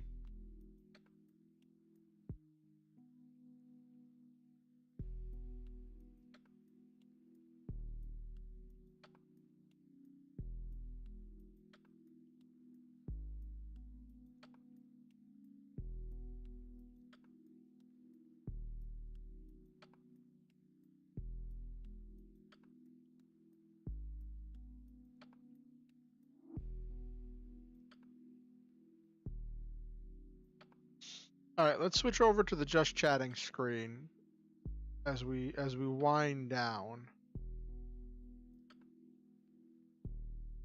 So it's Friday. How was everybody's week? What did people get up to this week? Is there anybody left?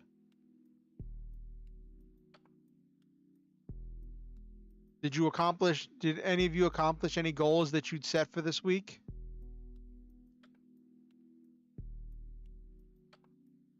You binged multiple mangas, Nekomaji. Okay. You said your week's been pretty good, Silva.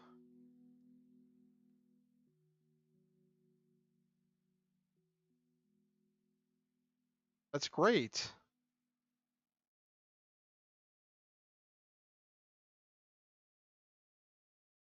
That's very exciting.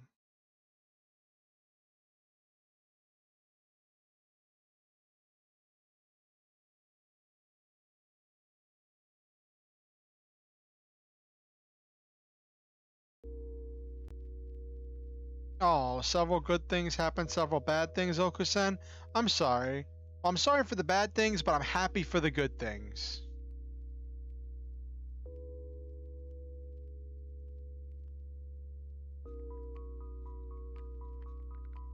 Oh, that's a good question. What manga were you binging, Nekomaji?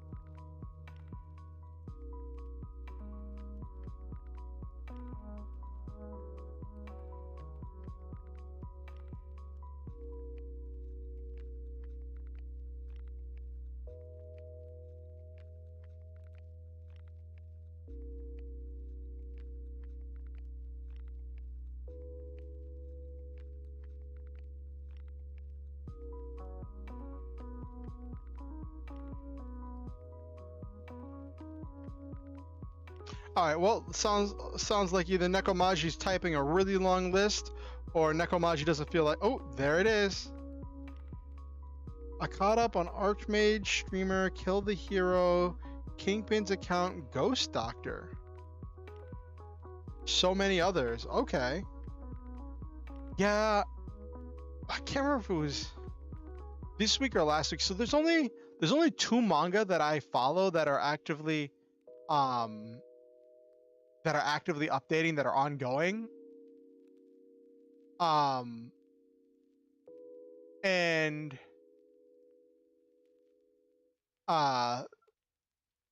those are Skeleton Knight in Another World and The Red Ranger Became an Adventurer in Another World. They're manhwas like mangas, but colored and are Chinese translated to English. Oh, I didn't know manhwas are Chinese. I thought they were Korean. Oh, let's learn something new every day.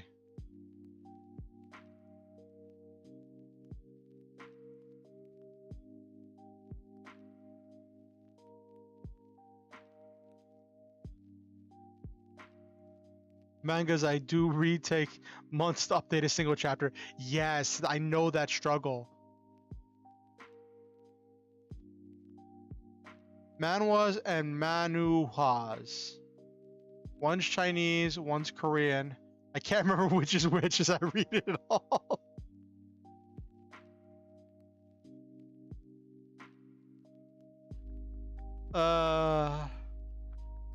The experiences we go through for the things we love, for the things we're passionate about.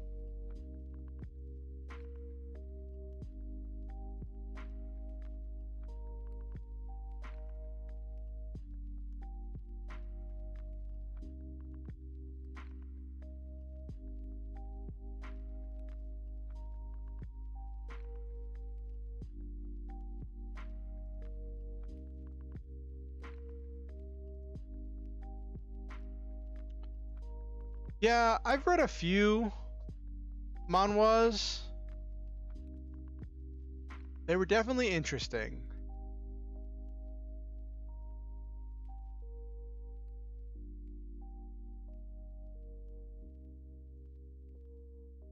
Are you waiting for volume 3 next month? Okay, I remember you were telling me about that one.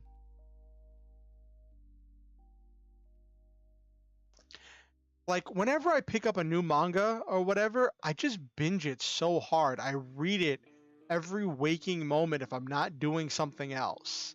It becomes my default, and I just inhale the stories when I read them.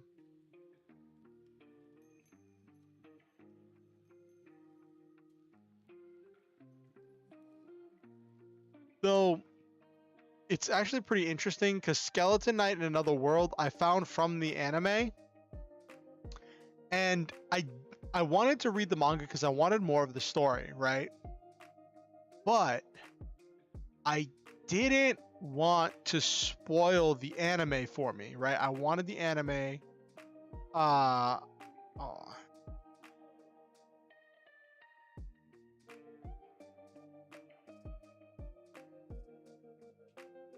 Yeah, it is a good fun story.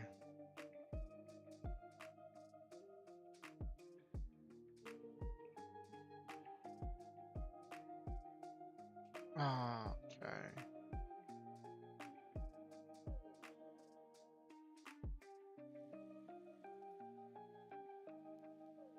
Oh my gosh.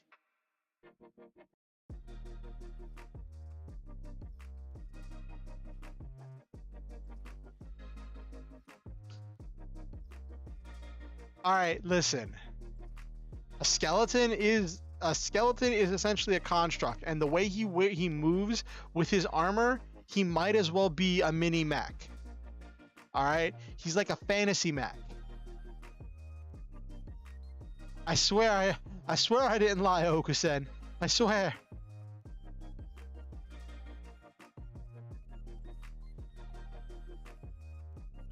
He's a heavily armored. He's a big, heavily armored skeleton.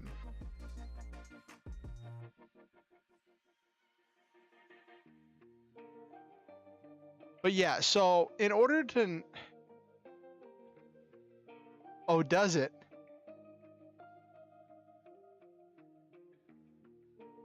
In order to not spoil the anime for me, I just skimmed through a fandom thing of the story, and I picked a point where I thought the anime would end, and I started reading there. And then the anime stopped halfway there in the first season, so I'm hoping if it gets a second season, it'll get to where I started. Basically altered some key points for no reason. Same with Moonlit Fantasy. So when some do it right, I'm happy. Okay.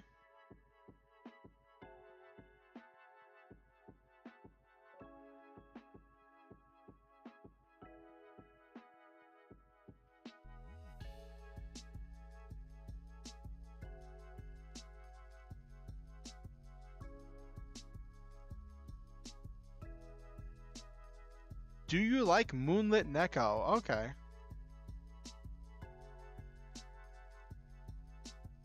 Are you saying you don't like you don't like the manga, or are you saying you don't like the anime adaptation, Neko Maji?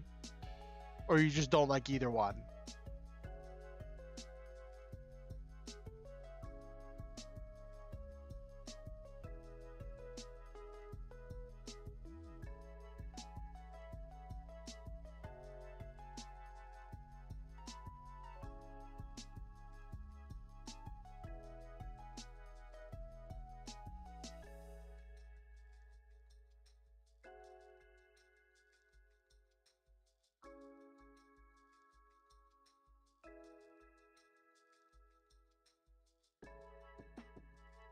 Oh, messages are loading weird. Yeah, my chat's been weird.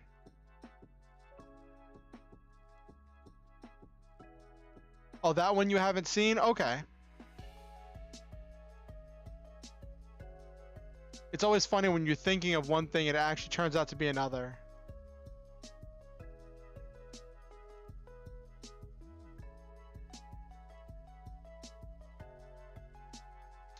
Yeah, for our anime nights, Silva and I have been watching Symphogear. We got through the first season. And that is interesting. Symphogear has proven to be really interesting. We're partway through season 2. And that's really got me tickled pink. I think I'm really gonna like it.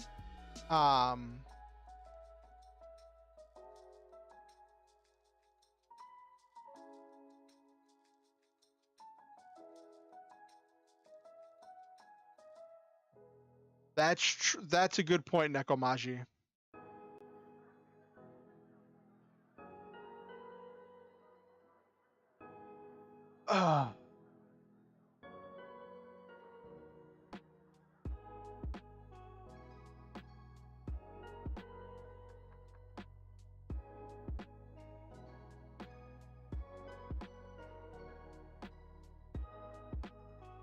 Mhm.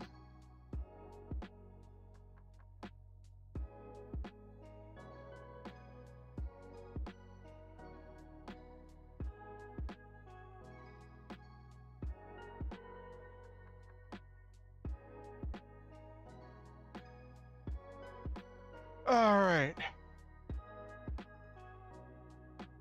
Reincarnated Spider's adaptation destroyed me, ended me. That's actually what I was gonna bring up next. Love you get an anime. I know probably yeah.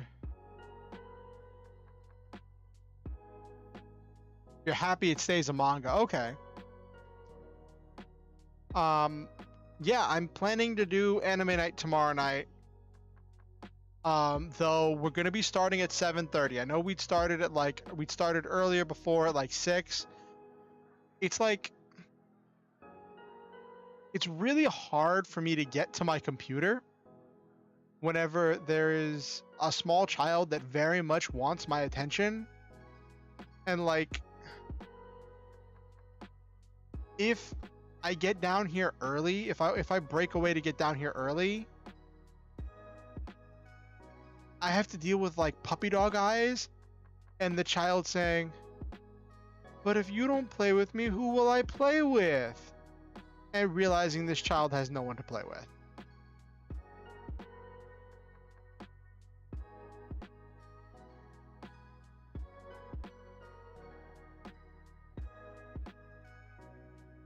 Well, not no one.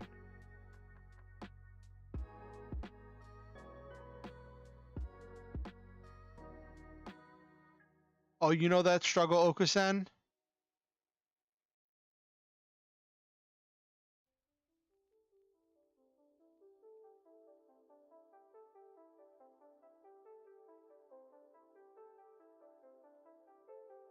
Isekai main character is overpowered. The world knows it, so you get to enjoy them adventuring without hiding. Oh, you have 8 younger siblings. Wow. That's intense, Okusen.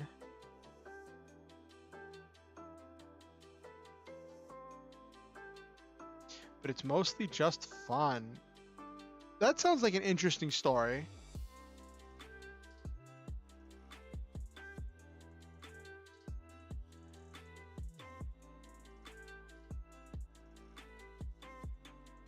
So, I'm slowly starting to accept that this may be where I'm at for a while, and looking at trying to improve my situation here.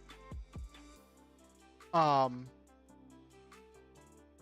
like I'm looking at what I want to do for my computer and what I want to do to improve my streaming.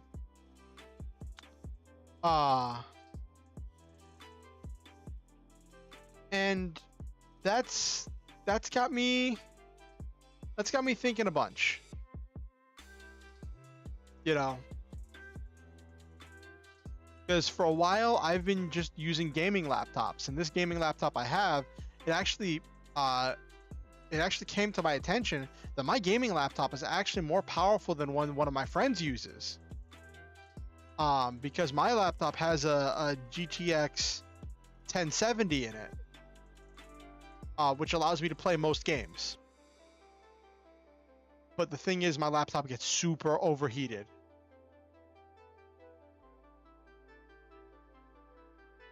Uh, and I'm always wary of burning out the burning out the GPU.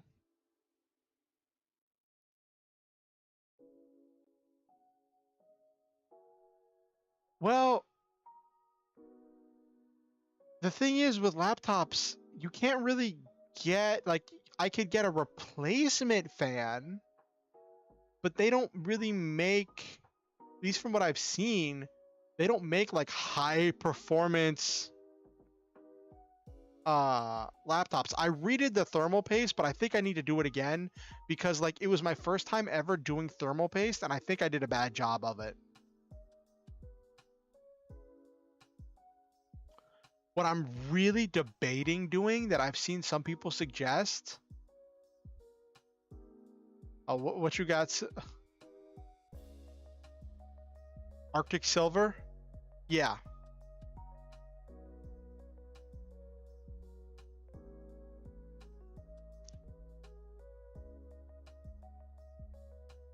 I actually have it up. I don't know if you saw it from my picture of my gaming setup, but I have it on a cooling rack, a fan thing where there's always air blowing up into it.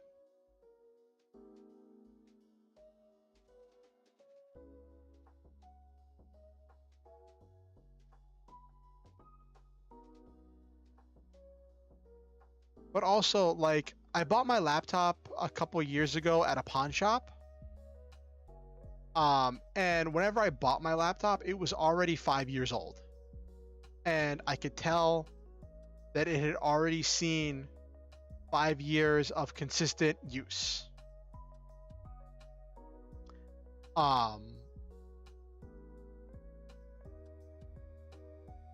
And I guess part of me is just worried that like it's gonna start breaking down. I don't know. Like, I worry a lot, and when you have anxiety, it you have to keep asking this question of, is the thing I'm worrying about really something to be worrying about? Should I legitimately be worried? Is this a legitimate thing, or is this just my anxiety? Because sometimes I might just worry for nothing. Seemed to be working, but after I burnt it out, we took out a removable battery, and there was a big oh my gosh. That's insane.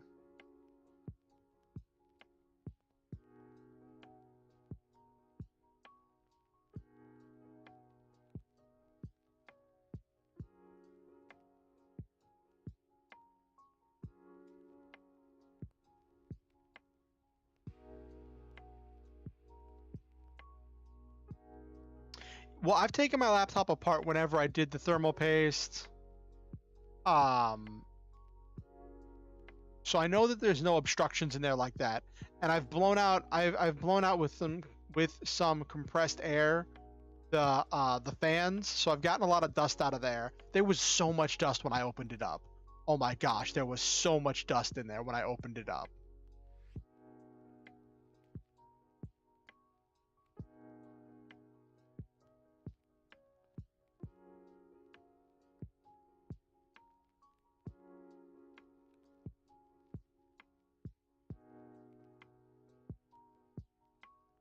I opened mine right before I moved because I wanted to make sure there were no bugs inside of it. Because cramped, warm place, it sounds like an ideal place for bugs.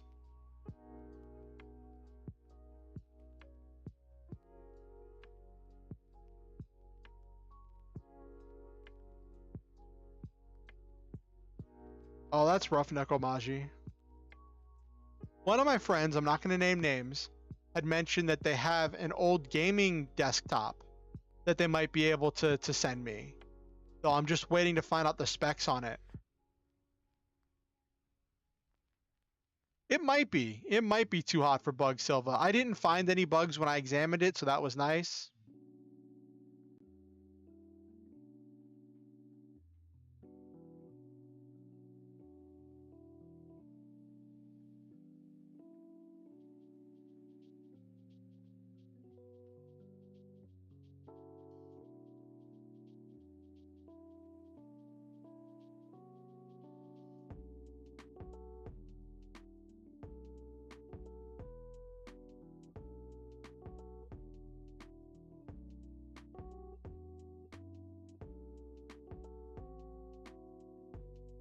Oh, that's super rough, Nekomaji.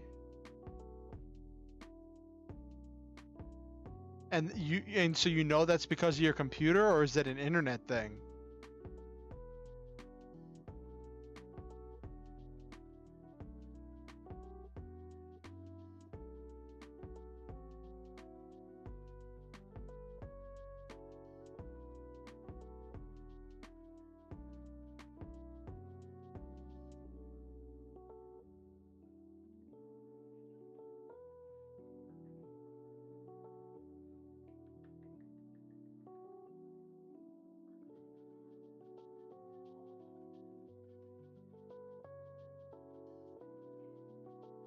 A bit of column A, bit of column B. Okay.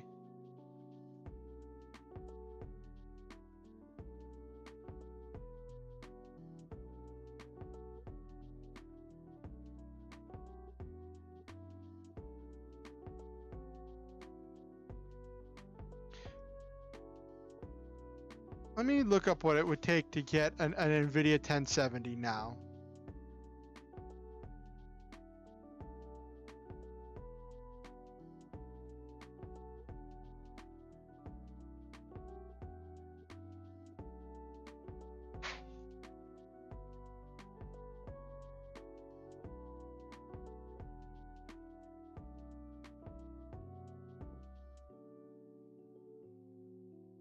Upgrade to a 2070 Super?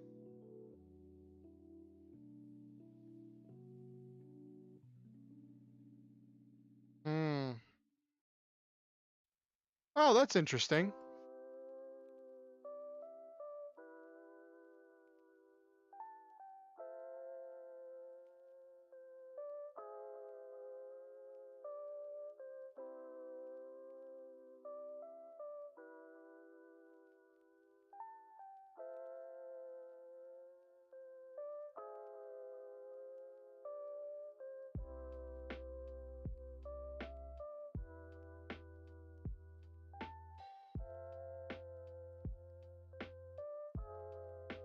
So just Googling.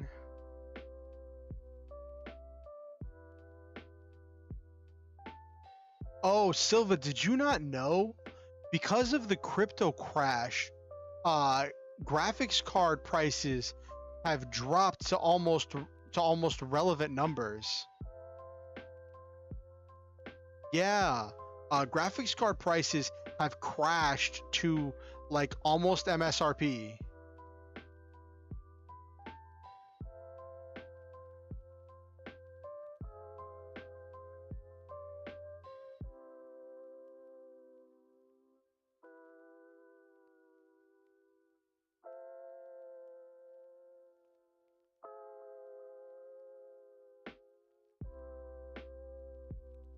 Yeah, last year it would have been at least double that.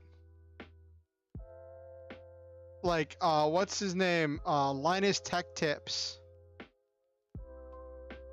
Um,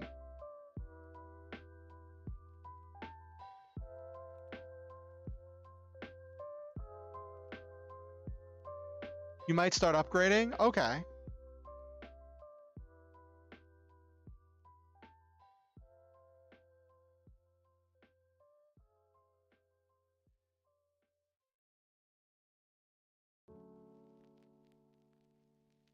2070 Super.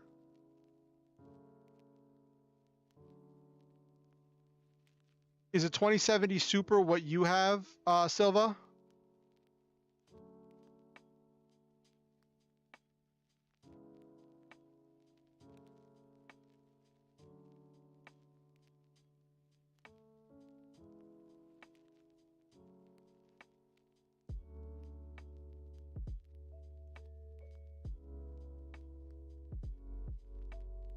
Oh, in your laptop? Okay.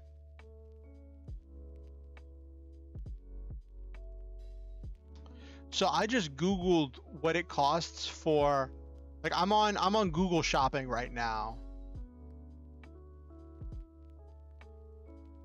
Um,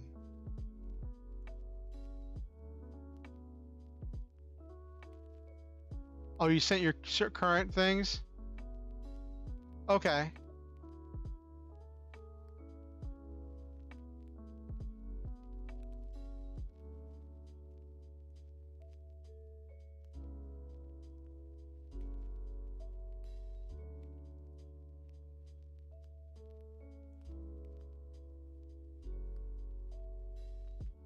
So used 2070 Supers are going for between $300 to $500.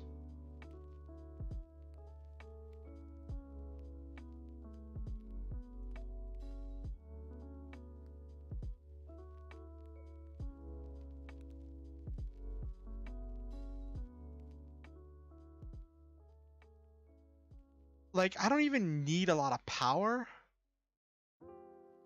Oh no, Kusen. Yeah, it's like, so when I read off these numbers, it is not because I think that they are within range for me to purchase. I am reading off these numbers because they used to be so much worse.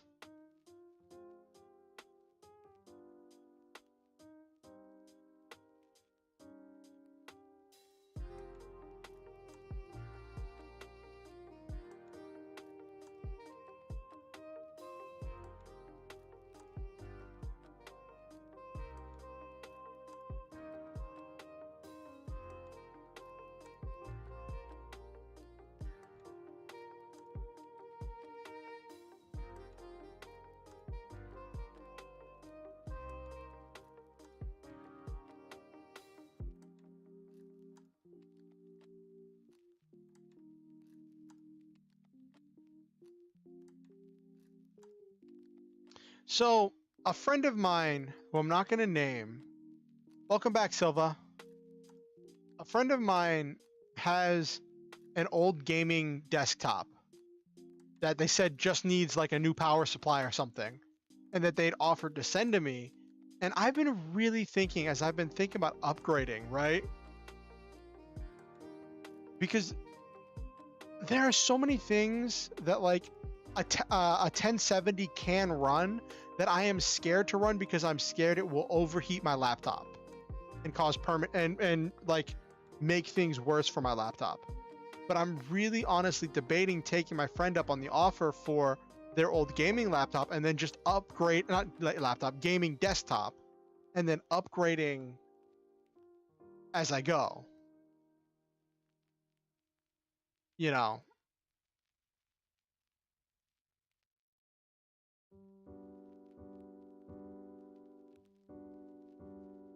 the one thing is if you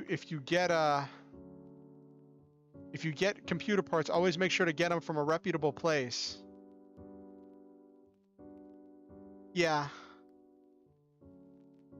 I've just been I've just been really cautious about it.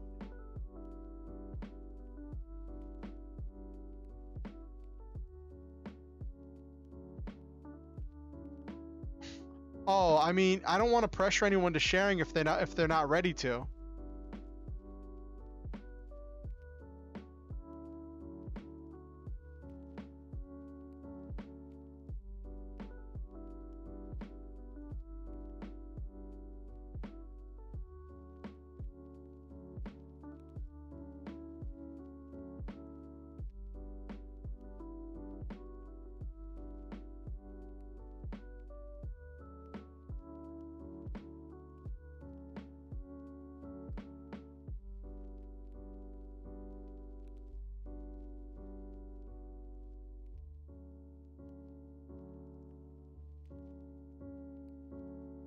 4K Pro 2000.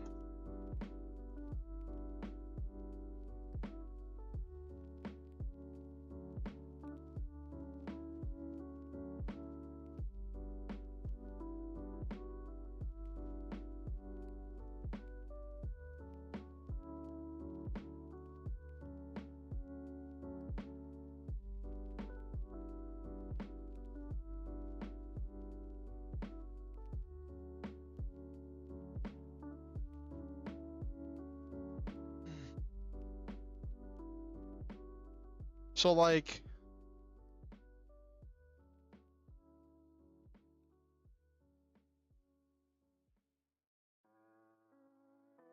if I want to get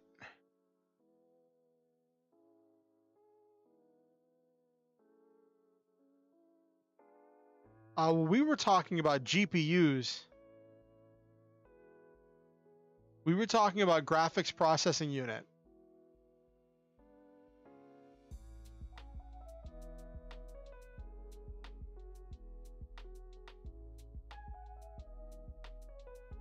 But if I get my friend's old gaming desktop, I might just see like if the motherboard can handle a more modern graphics card, a more modern processor.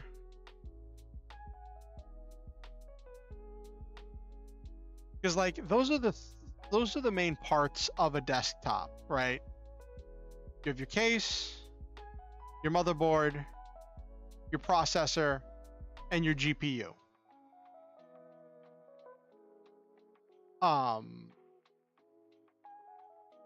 And yeah, like it all becomes what the motherboard can handle, what the motherboard's rated for.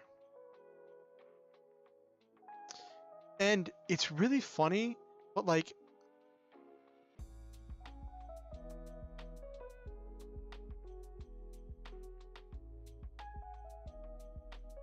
okay, Nekomashi. It's really funny because like I watch way too much content related to computers to own a gaming laptop. The question I was asking myself today was, is it worth getting an external case that would let me run a desktop GPU on my laptop?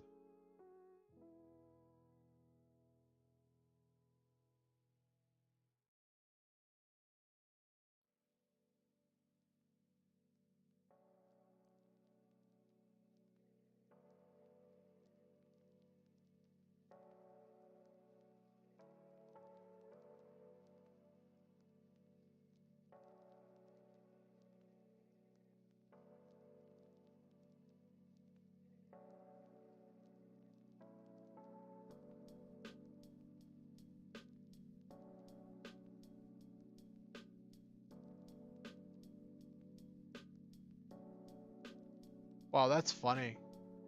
If I just bought a 1070 to have access to the same graphics capabilities I currently have, that graphics card, like getting it used, can run me between $150 and like $200. That's funny. That's really funny. But then it's like, if I'm gonna be spending money, why not spend a hair more to get something better? So the question becomes, do I want better than what I have, or do I just want what I have with better cooling? You know, you see what I mean?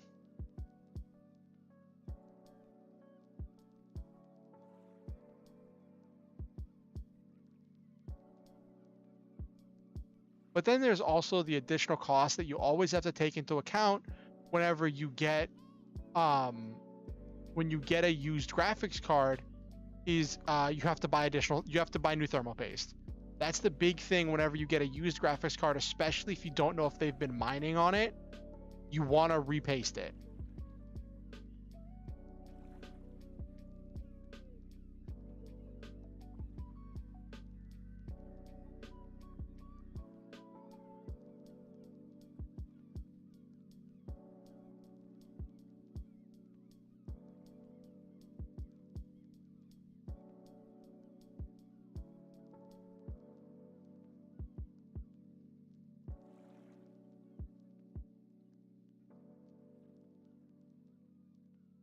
That's okay, Nekomaji.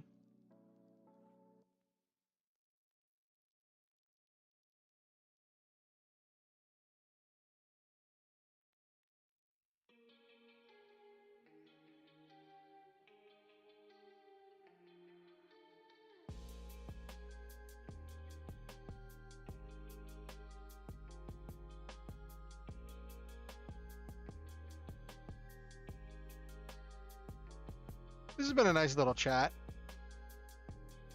Chatting about computer stuff. Like I said, I watch...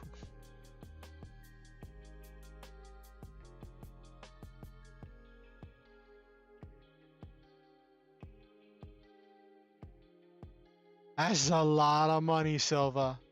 That is a lot of money.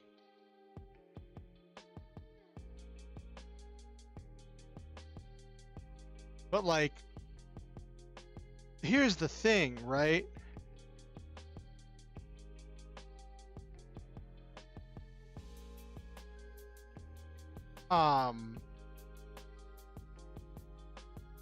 If you want a gaming desktop that you can just pick up and go, like, you can get some not terrible stuff at Walmart, like just looking at some of the stuff you can get from Walmart.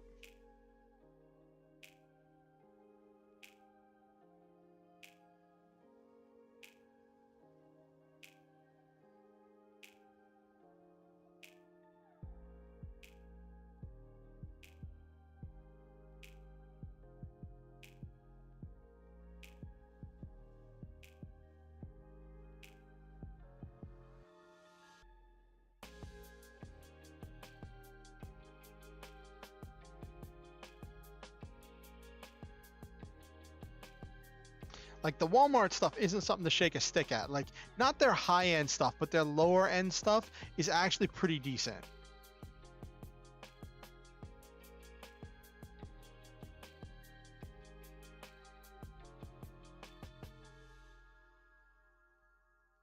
Yeah.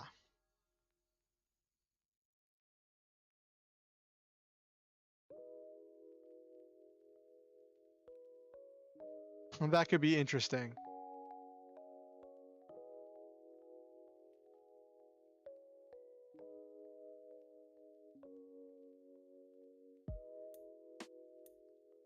Do you play Final Fantasy 14, Okusen? Do you play with their group?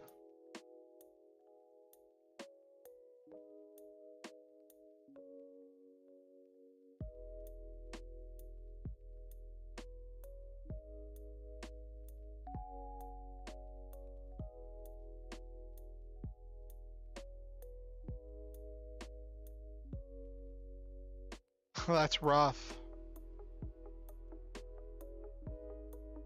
Like, I'm just looking on Walmart.com right now, just Googling some of this stuff.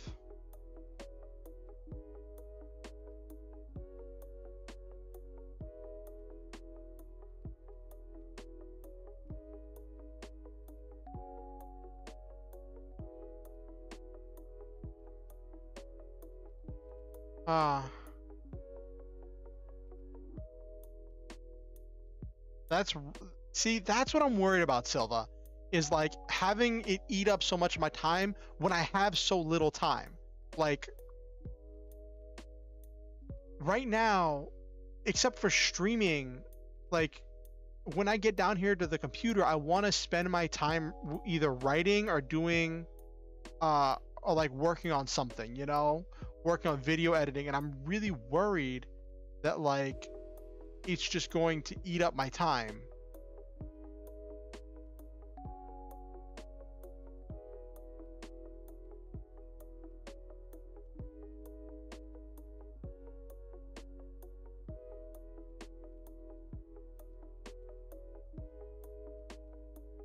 Like, I want to play with everybody, but I don't want to get in a position. So like, I guess I should preface this.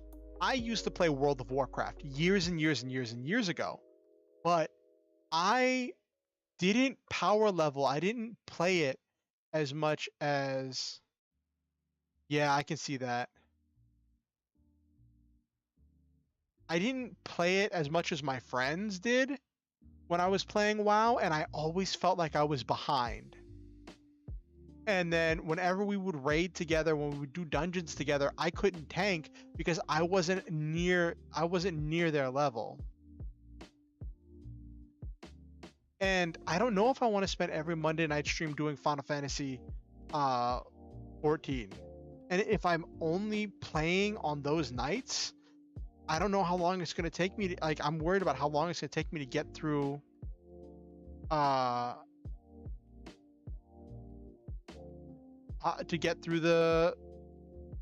the story.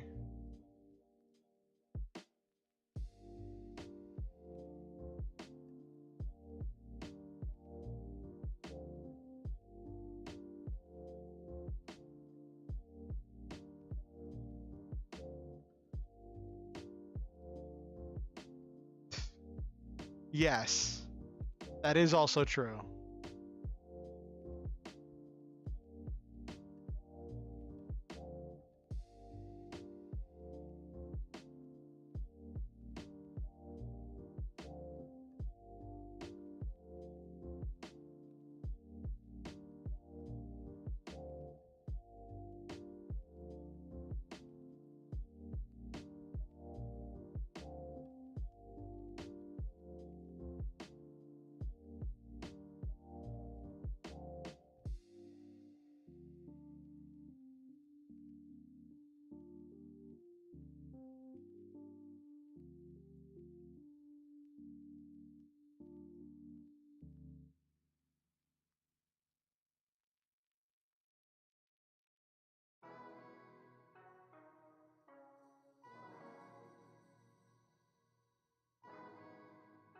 Yeah, I'm actually planning to close up shop here too.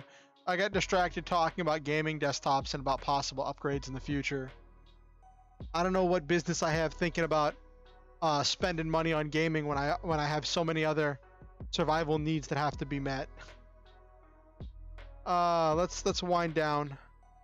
We got a lot of writing done today. We covered up a lot of notes. We did a lot of stuff.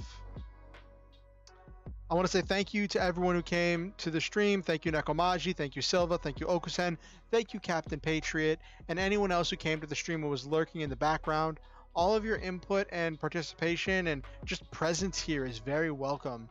It's been really great to see this community build up and to actually have people to interact with in chat. It's been really great. Yes, that's the thing. Spend money when you only have to. And at the end of the day, I haven't run into games I can't run yet. It's just games I don't run because I don't want to overheat my computer. I have not run into a game that I can't run. It's funny, my CPU is normally what gets overheated. Anyway, thank you for coming. I want each and every one of you to know that I love each and every one of you and I believe in you. I think that you are all wonderful, powerful, and important. You are wonderfully made and precious, and I believe that each and every one of you makes this world better just by being in it. Thank you for being a part of my community and sharing so much of yourself with me. I appreciate it. It is an honor to interact with each and every one of you. Always remember the motto, shoot for the stars, have wonderful adventures, live your dreams, and always, always, always stop to enjoy the memes. If you want to keep up with what I'm doing, please be sure to like, comment, subscribe, ding the notification bell, and also you can follow me on Twitter or join my Discord. Links to both are in the description. And if you ever feel motivated to give in order to improve my life or help out the stream, you can find links where you can do that in the description as well. Thank you to all of you who have been a part of this community. Have yourselves a wonderful night.